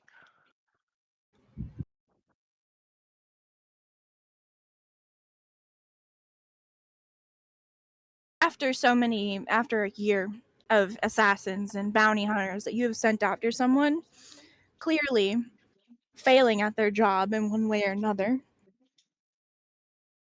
wouldn't you get pissed off and want to do it yourself? That's why he showed up. I have held the hand of many a killer and diplomat. I have laid with men that would make your skin crawl in both the most epic and most disgusting ways. That is a cold man. I don't see evil, though. And those are not the hands of a killer. Those are the hands of a diplomat. Yeah, well, in the courts of nobility, everybody's a fucking snake. Everybody's a facade. Everybody's a goddamn liar. Rosalind. Do I honestly look like, in the entirety of the month or so that you have known me, do I look like someone who's going to run away from a fucking promise? Without a goddamn reason. You have no idea what I did to sacrifice for your fucking sister to get her out of that arena when those fucking screens went black. I don't just run for no fucking reason. And you won't tell us any of these reasons. We're left in the dark. I mean, I'm not asking you to go back to him. I'm simply asking you to not write people who came looking for you into villains when they might not actually be. He is not a good person, Rosalind. Fine. If you want to pick Caspian's side, be my guest. And she throws her coin that she's earned from Rosalind down on the floor, and she storms out of the room.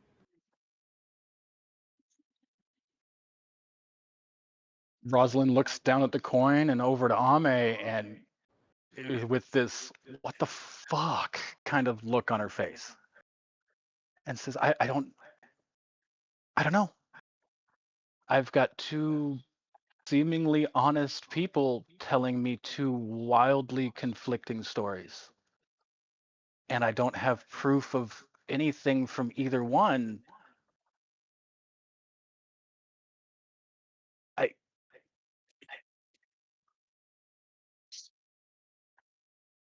It, I don't know.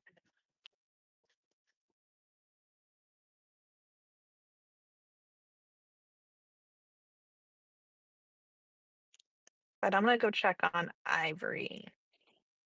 Mommy gets up and follows off the door. Rosalind's gonna stay in a room for now.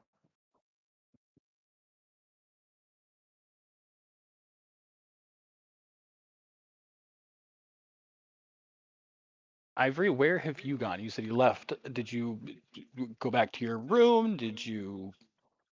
Where'd you head out? Can Ame find you? She's not much She more than a sentence or two behind you. she is going towards the gate. She wants out of the crucible. She's dead. She's out. Dang, she moves pretty damn quick then. She Still in feels your cornered. PJs. Yeah, she feels cornered. She's sitting here telling people that thought that she could trust that something's not right, and they don't believe her. So why is she gonna stick around? She wants to leave.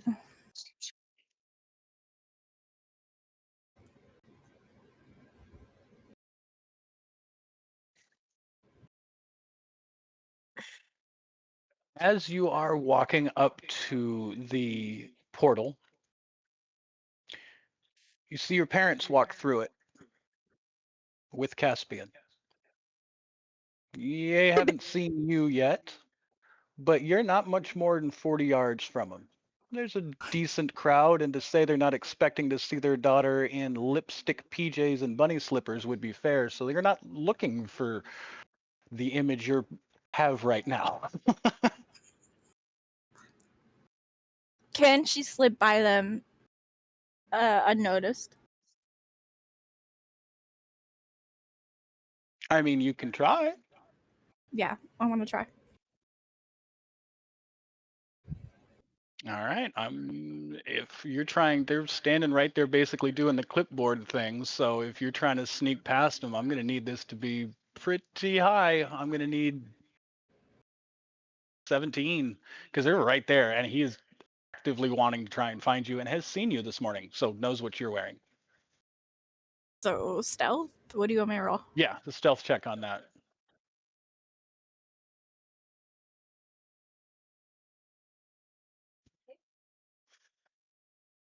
All right. Well, you can manage to kind of get up and to the portal, and when you slip through, you're at home. And I don't mean the tavern that you left in. You are in your family home where a portal has been opened up. You are standing in the throne room of your family's castle.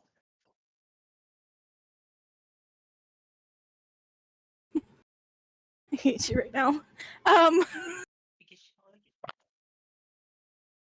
Ivory wants to go up to her room, or what she thought was her room. I mean, it's been at least a year since she's been here, so And you will find it exactly the way you left it.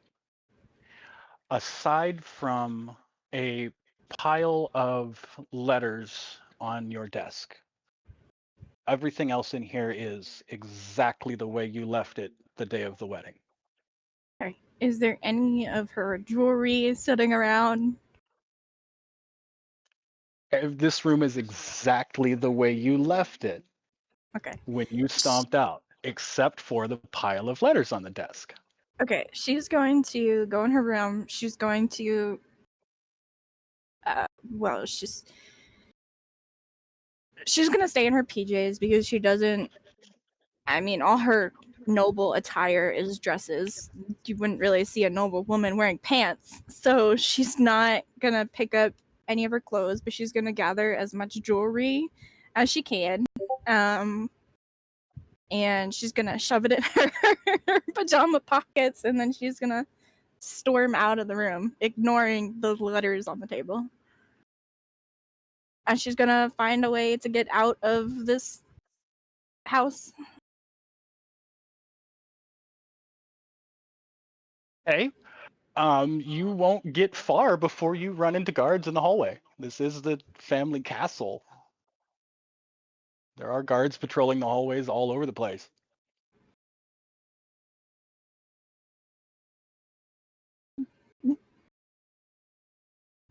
Can she slip around them unnoticed?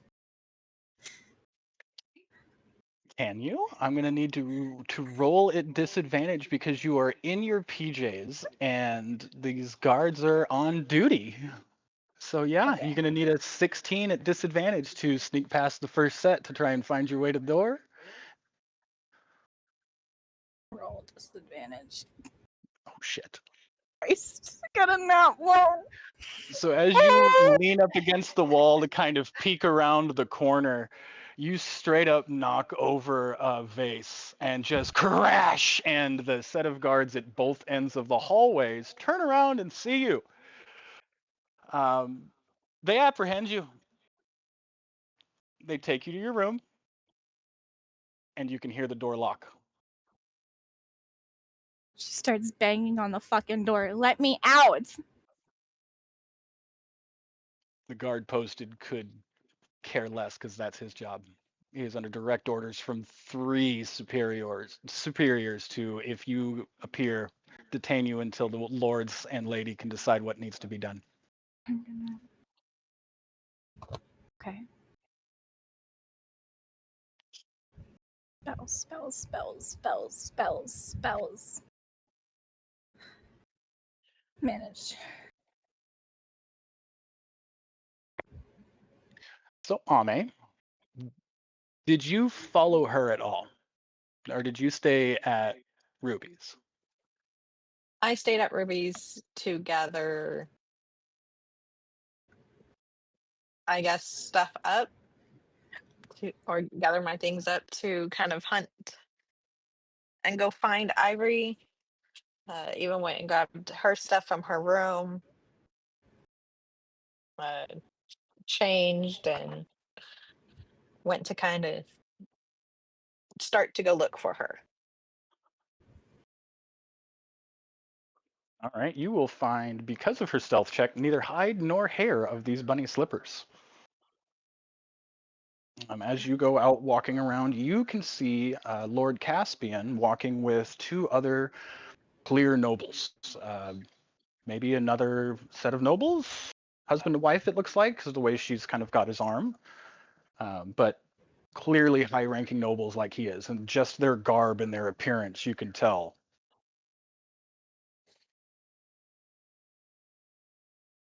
Mm. I go. Which way are they coming? Or which way? Where? Let's say you guys kind of see each other in the center square here. You've come down this way, kind of looking for any sign, and they're in here as well, so you can see him and this other pair of nobles. I moved her character was what I was trying to do. Did it not cooperate? Weird, Tommy stopped because it moved it on mine. and Yeah, I'm moving. she's just kind of. That's so weird. So yeah, you can see them kind of looking Tommy around kind at the of various shops. Go ahead. stops and then heads up back towards Scuds to stop and see if she's seen her. No, but I wish I had. I wasn't done with that show yet. Did you find who you were looking for? I am. She ran out on me. So you're kind of give this I'm big looking for her. you. Well, Yeah. tell her I still got her armor if you find her. If she's leaving, I don't know.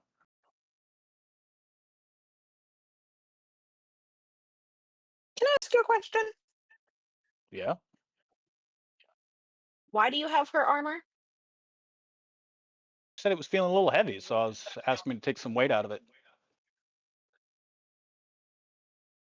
So I was going Heavy. to see what I can do, but it's, these things are kind of built, the weight on them is built because of the protection. So I'm going to see what I can do, but I don't know how much lighter I can make this stuff. Oh. Okay.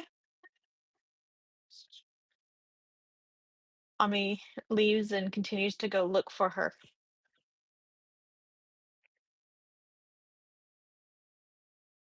Okay, we're going to pop back over to Ivory real quick. Spells. Yeah. Ivory is going to. Let me make sure this isn't that spell. Let me make sure I have it in this version.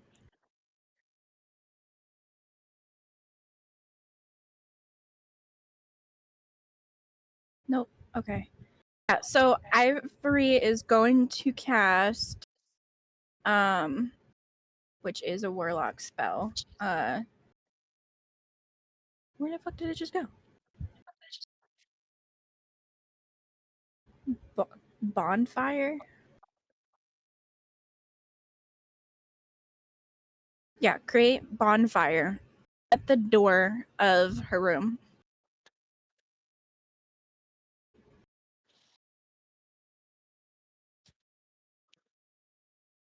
So you're basically casting a bonfire at the door of the room. Mhm. Okay.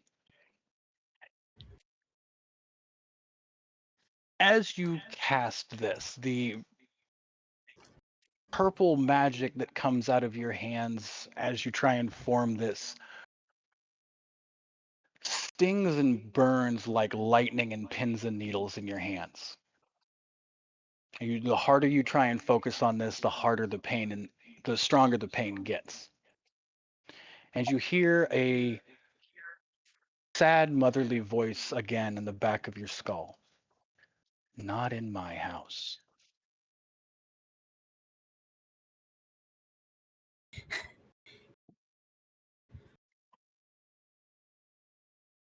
What do you want from me? All I wanted was to save my fucking friends. All you had to do was answer, but you let somebody else answer. It wasn't your friends you were trying to save. It was.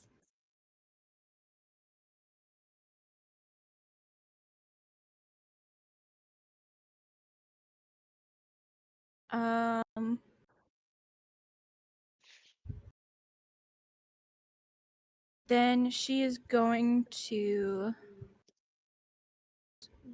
cast.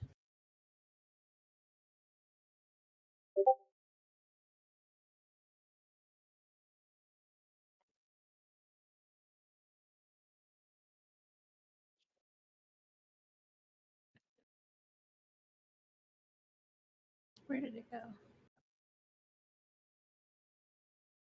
She's going to cast Earth Tremor through the other side of the door. Is that Bardic or Warlock?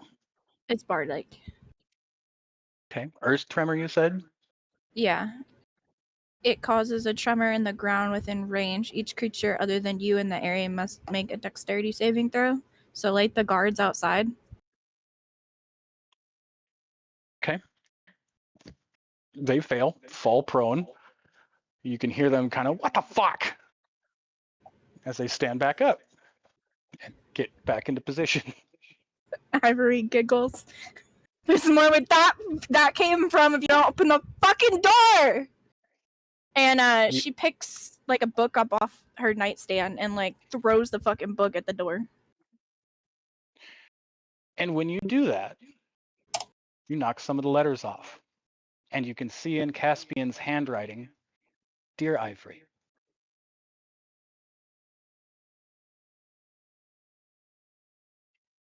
She picks up the letters. And it reads, We don't know where you've been or why you've gone. Just please come home. That's all.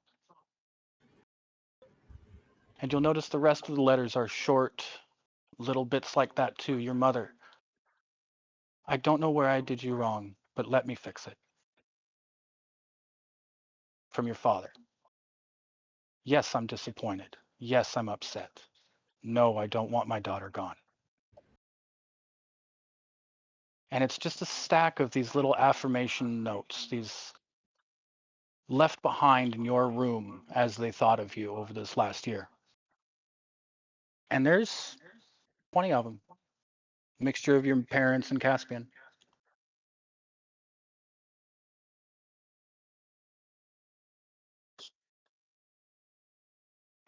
She kind of falls to her knees.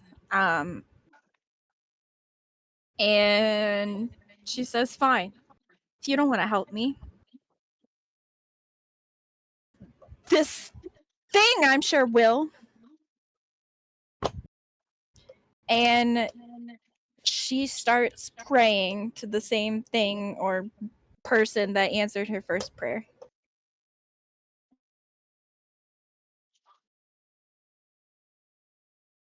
Or tried to. What do you say?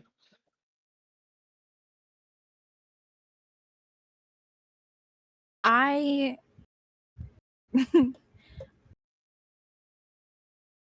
want to be far away from here.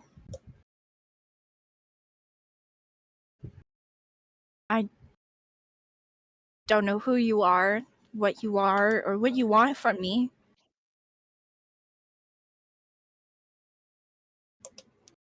Just give me something that tells me I'm doing the right thing. Just tell me that I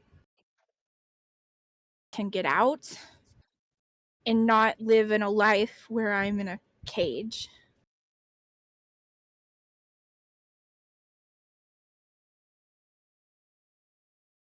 You feel the room warble around you in magic, and you feel sick. Like you start breaking out in a sweat. You've got that in the back of your throat right before you vomit. Your stomach is in knots. And you hear again, not in my house.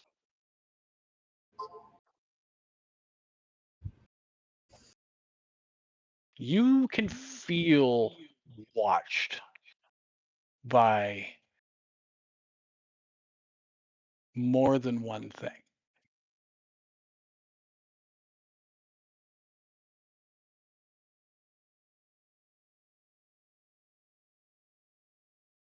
Your ego will be the death of your friends. That same soft, stern, upset mother voice again.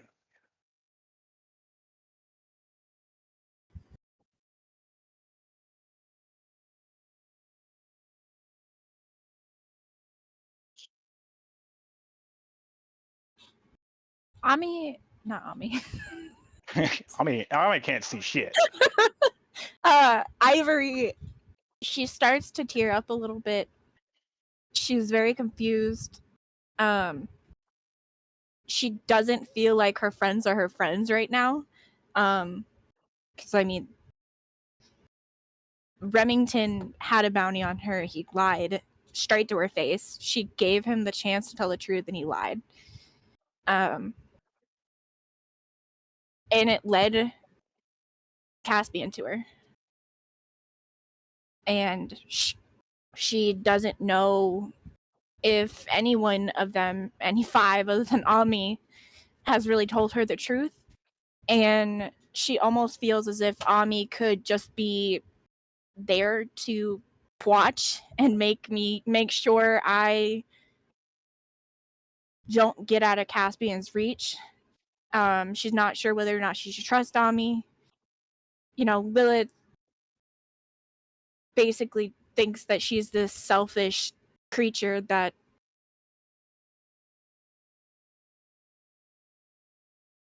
doesn't seem to care that she apologized and wanted to make amends. She did save Hayden's life.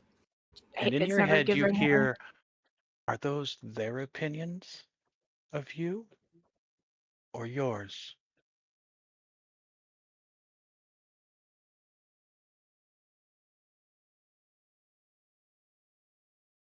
She's just in tears. She still doesn't know what to trust, what to believe. All she knows is she feels trapped.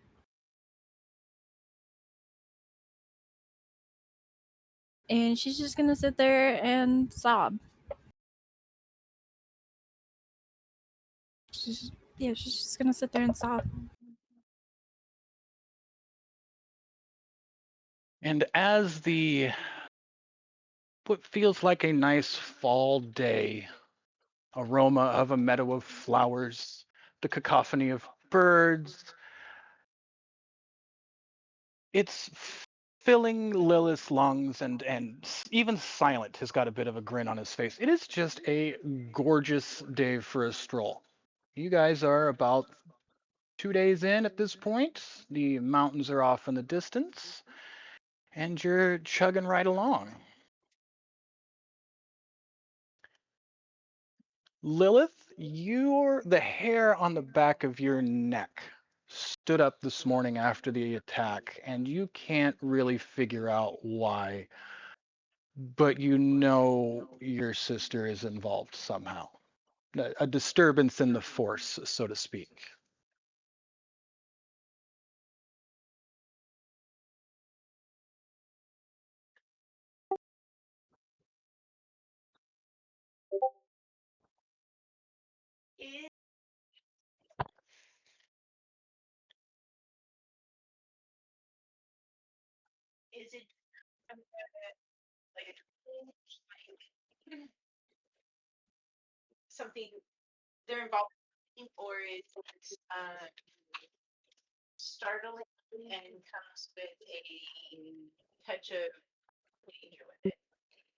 No, it's more just unsettling, very uncomfortable, like, ugh, the fuck just happened? But not scary. Not fear-inducing, but more, ooh, the fuck is going on at home?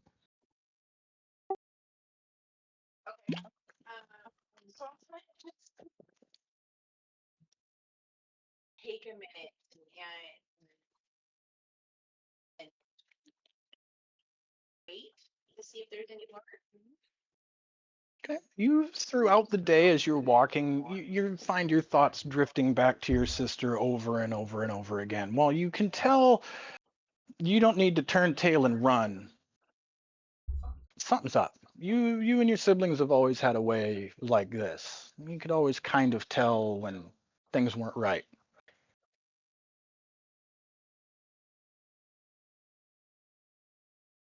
Not sensing the immediate to rush home. I'm going to make a mental note of it, and we're going to move on because getting them out of here is more at this moment than going to see what kind of nonsense my siblings have gotten into. Fair enough. All right. Silent, what are you doing? Just kind of chugging along with them. Anything on your mind? Hayden's gonna like tap Remington on like the head, sitting on his shoulder, and just kind of ask him why he lied about being a bounty hunter, or why he hasn't why he lied to Ivory about it mainly.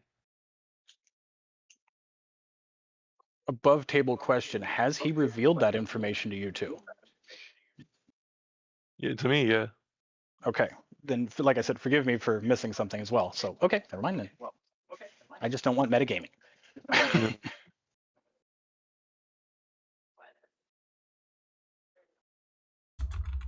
Jabby, he's talking to you. Sorry, I had a whole monologue for this. Give me a moment. I'm trying to find Okay, it. no, I'm totally cool with that. So as you guys are stomping along through the woods, again, you see that the nature's not quite right, and it seems to be worse up by the mountains. As you come up over these hills and valleys, like I said before, you can get kind of a better distance view, and it looks like the mountains are a little bit more twisted than just the grasslands down here. Like as you're getting closer into the mountains, it's not nearly as okay as it is down here in the grasslands. There is a corruption spreading from the mountain.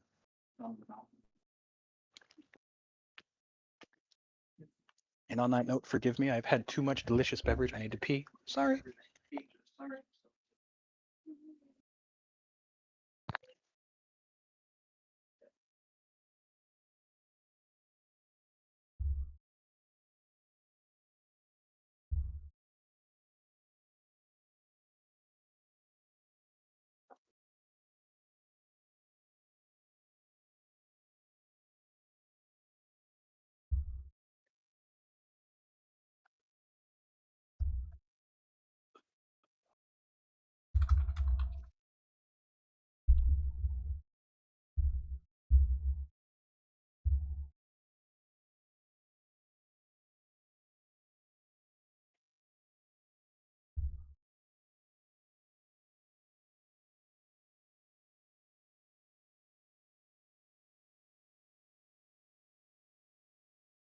All right. We're going to pop back to the city for just a second and let Remington find his shtick. And Ame, you are still out looking for Ivory, correct? Yeah. Okay. So as you are kind of looking around, talking to people, seeing if they've seen anybody, you see a guard run past you. And as you follow him, you see him run up to Caspian and this other couple. Can't hear what's said, but you can see the other couple, the woman almost collapse into the man's arms. Oh, thank God! And the four of them head towards the portal. Oh. Can I follow them? Sure. Okay, then Ami's gonna follow them through the portal. All right. As you come through the portal, you are going to be met very quickly with 3 guards who are going to put hands on you and ask who you are, because this is the king's throne room of a distant kingdom, and no one was allowed to come in and out of this without the king's permission. Who are you? And Caspian turns around. He goes, You are with Ivory. What are you doing here? I'm looking for her, and Sorry, go ahead. Why saw are you you guys looking quickly for? run this way. Why She are did you support looking Ami? for? Yeah, join the club, says the one of the guards. And you can hear Oh, and feel what like an earthquake from down the hallways. what was that? I'm about to find out, says one one of the guards, and he kind of down the hallway he goes. So where Caspian's attention is on you. He goes, so what has been going on? Where has she been this whole? Have you been with her for this whole time? What do you know of where she's been? She's been at the Crucible? I don't know. I Above only met her table, I about found it, Papa. maybe uh I don't know. I At this point, I haven't known her very long. couple 3 weeks at this point. Oh, Only known her So a you couple haven't weeks. so you haven't been traveling with her this past year. Oh God, no, no, no, no. And he looks down and he kind of sees this double armload of stuff that you've got. He goes, "Is that hers?" Uh,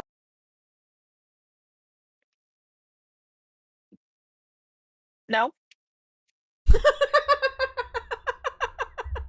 The He doesn't buy that at all. Like, he sees right through you. And he goes, "Guards, detain this one,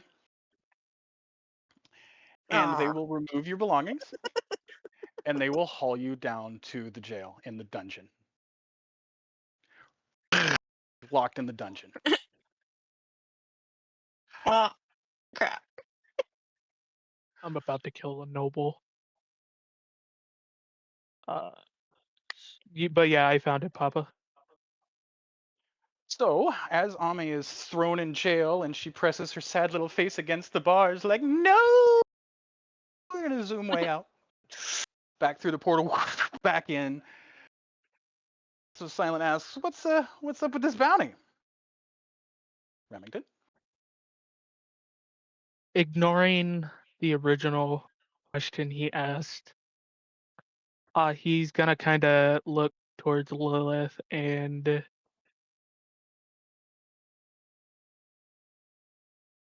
hey, Lilith and Hated and say, you two ever wonder why I never talked about where I came from?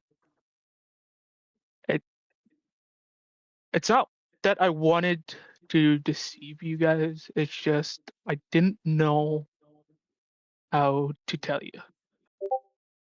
People hear what I am and they make their decisions before I even speak. 8 feet tall, iron frame, built for war, carrying a weapon that could punch holes through monsters and men alike. They don't see me. They see a weapon that learned how to walk. And for a long time, I let them. Ooh, stuff is bugging. Uh, and for a long time, I let them. 30 years ago, I wasn't born. I was forged. I was part of a project, a line of experimental vanguard units designed for a war that ended before we ever got the chance to fight in it. The world built us to be soldiers, weapons, the perfect answer to a problem that no longer existed.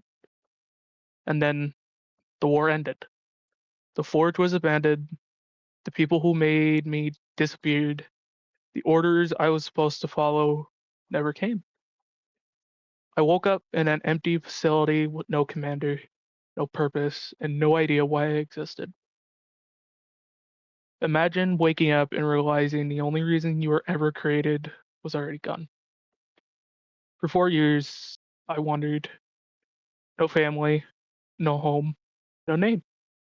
Just a machine trying to understand why it felt something inside its chest. Wait, yeah, inside its chest. Anger, fear, curiosity, loneliness. Things I wasn't supposed to have. I was built with the mind of a master craftsman and the instincts of a beast. One half of me wanted to create stuff, understand the world. The other half wanted to survive, and survival won more often than I'd like to admit. Then I found them. The weapons you guys know me for, my axe, and the shotgun. Most people would have seen scrap, broken battlefield leftovers. I saw myself. The axe was heavy, brutal, unforgiving at times. The shotgun was precise, calculated. A piece of engineering so beautiful, I spent weeks just studying every mechanism. Together, they made sense. The rage and the intelligence, the destruction and the creation. Everything I was fighting against being the thing that kept me alive.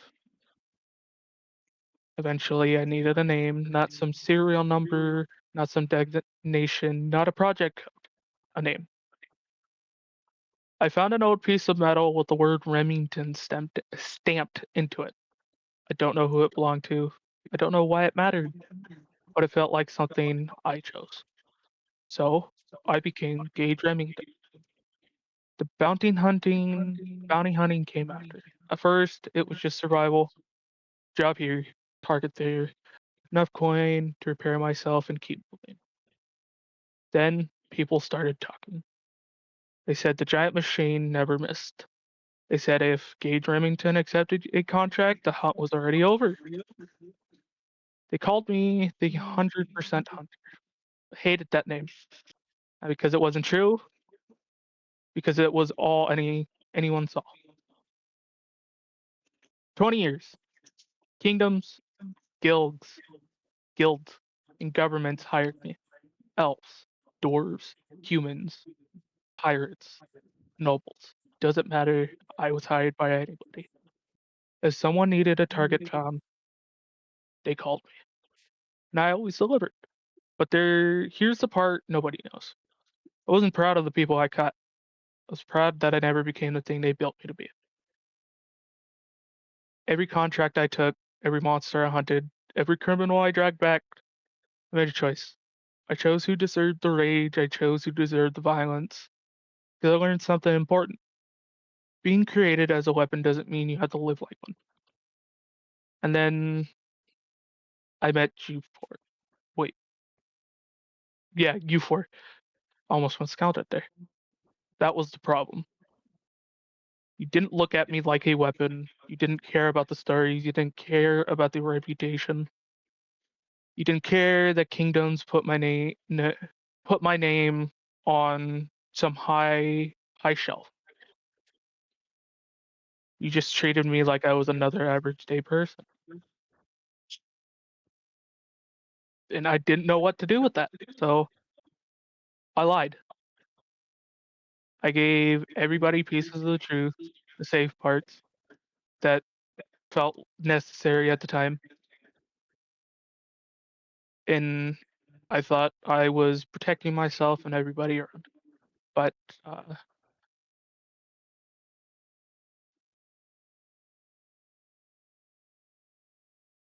just tired.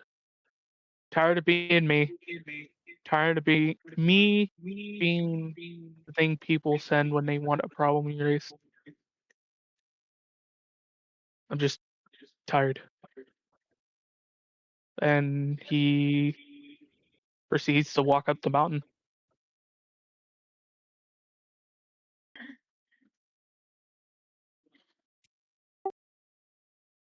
I give Remington head pat.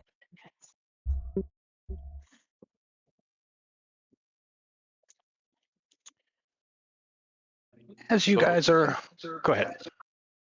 So what does that have to do with Ivory? Why was she mad at you about that? Cool story, bro. Because the house that hired me, from what I was given, she ran away from her own marriage. So she found out recently I had a bounty on her, and she is now skeptical of me. Is she not wrong to be? You did tell her you weren't hunting her. I did, and I'm not denying that from her, but I don't know what to do. You know she's gonna kick your ass, right? Like she's not gonna. You thought she was pissed off that morning. You seemed like you had a headache when you sat down with me at breakfast. That woman in general is a headache.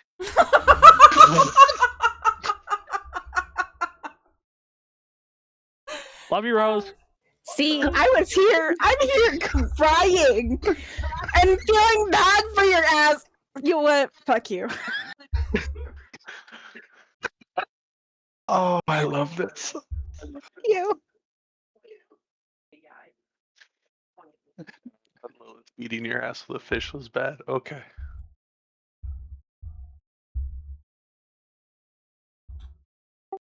Lilith hands, or rather, hands hated one of the little coins that you've been seeing her mess with, little tokens, wooden tokens that you've seen her work on throughout the day and listening to the story from Remington. And then she goes to hand it to Remington and then kind of looks around at him for a second. And then she reaches her hand down underneath his breastplate and drops it.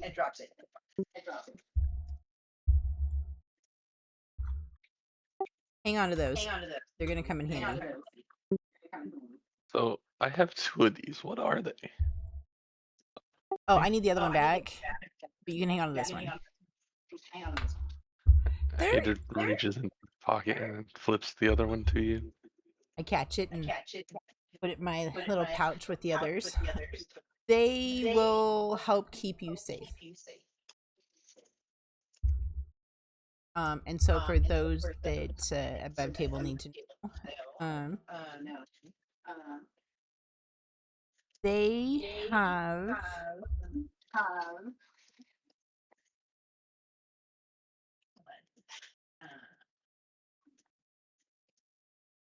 Death Ward spelled into them.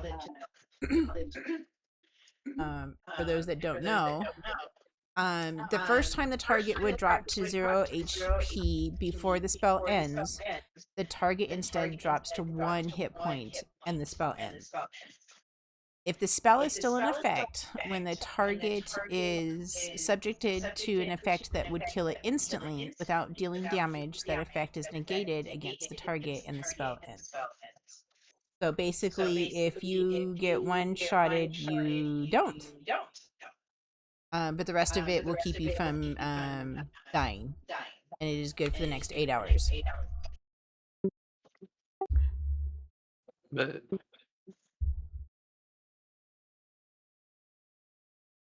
But as far as you know, it's a cute little token that will keep you safe. got it. Okay. Ow!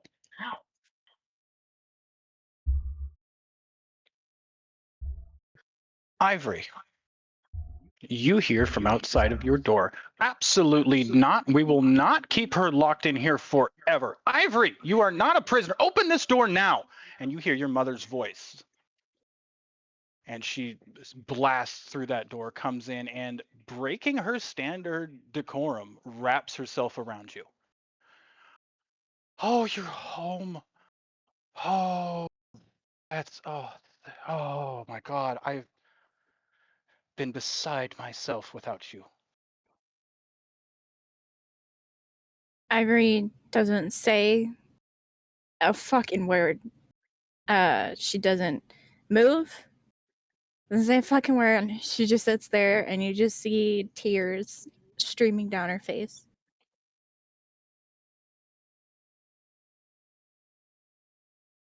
Caspian appears in the doorway. I am relieved you are safe. Truly. Whatever choices brought you here, whatever stories you have told, you are still breathing. It's not nothing.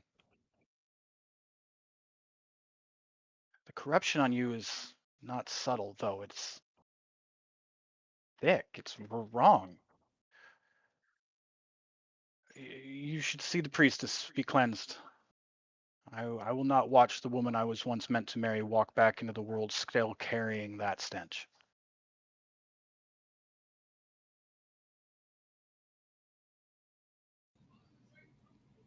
She kind of looks up at him with this disgusted, hurt, angry fucking glare. She doesn't say a word. She just stares at him.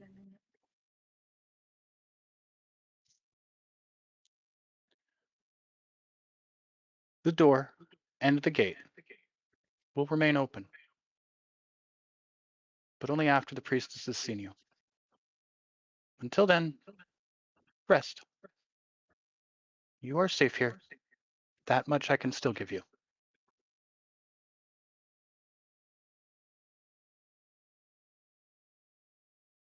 And with that, he walks off.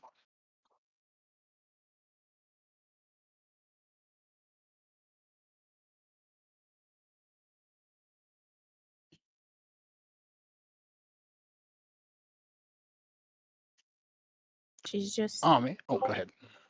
no. Go ahead. I was going to ask Ame what she's doing. I guess sitting in a cell.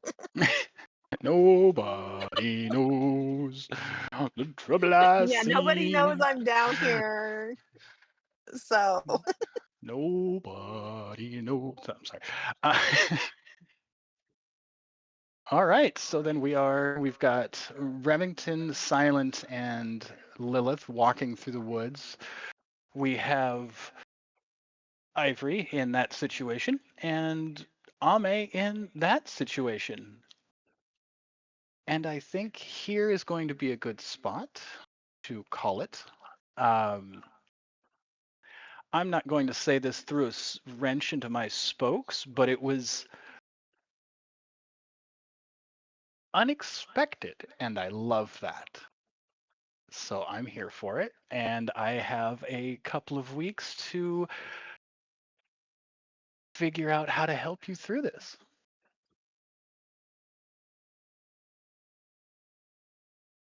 So until next time, I think we're going to call it here. We have got date night that I would like to get to as well. So between the combination of us and the game, and honestly, to be honest,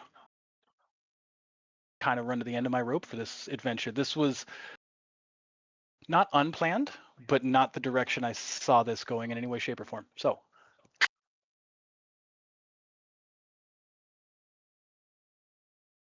Okay, and with that, we will see you guys all in 2 weeks, actually.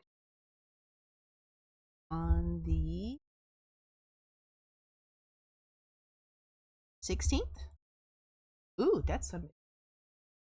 We'll see you guys on the 16th. Thank you for being here with us. Hope you enjoyed the show, and we will see you next time. Bye.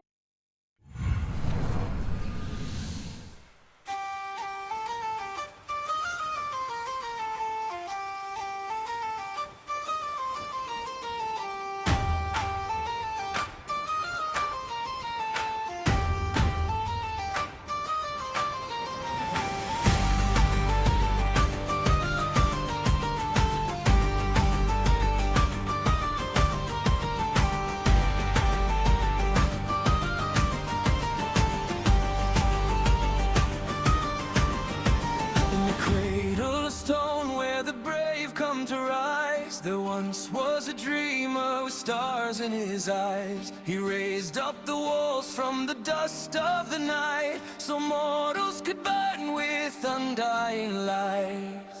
Oh, sing for the one who fashioned this flame, who gave us the arena, who gave us the game. He watches in silence with kindness unseen, the Lord of the Crucible, guardian of dreams.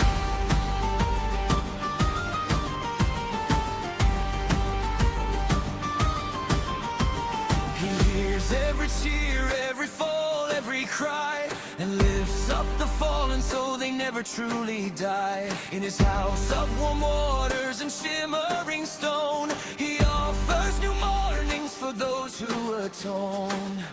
Oh, sing for the one who fashioned this flame, who gave us the arena, who gave us the game. Though ancient and lonely, his heart remains true. He built us a kingdom where legends renew. So raise up your voices, he's listening for you.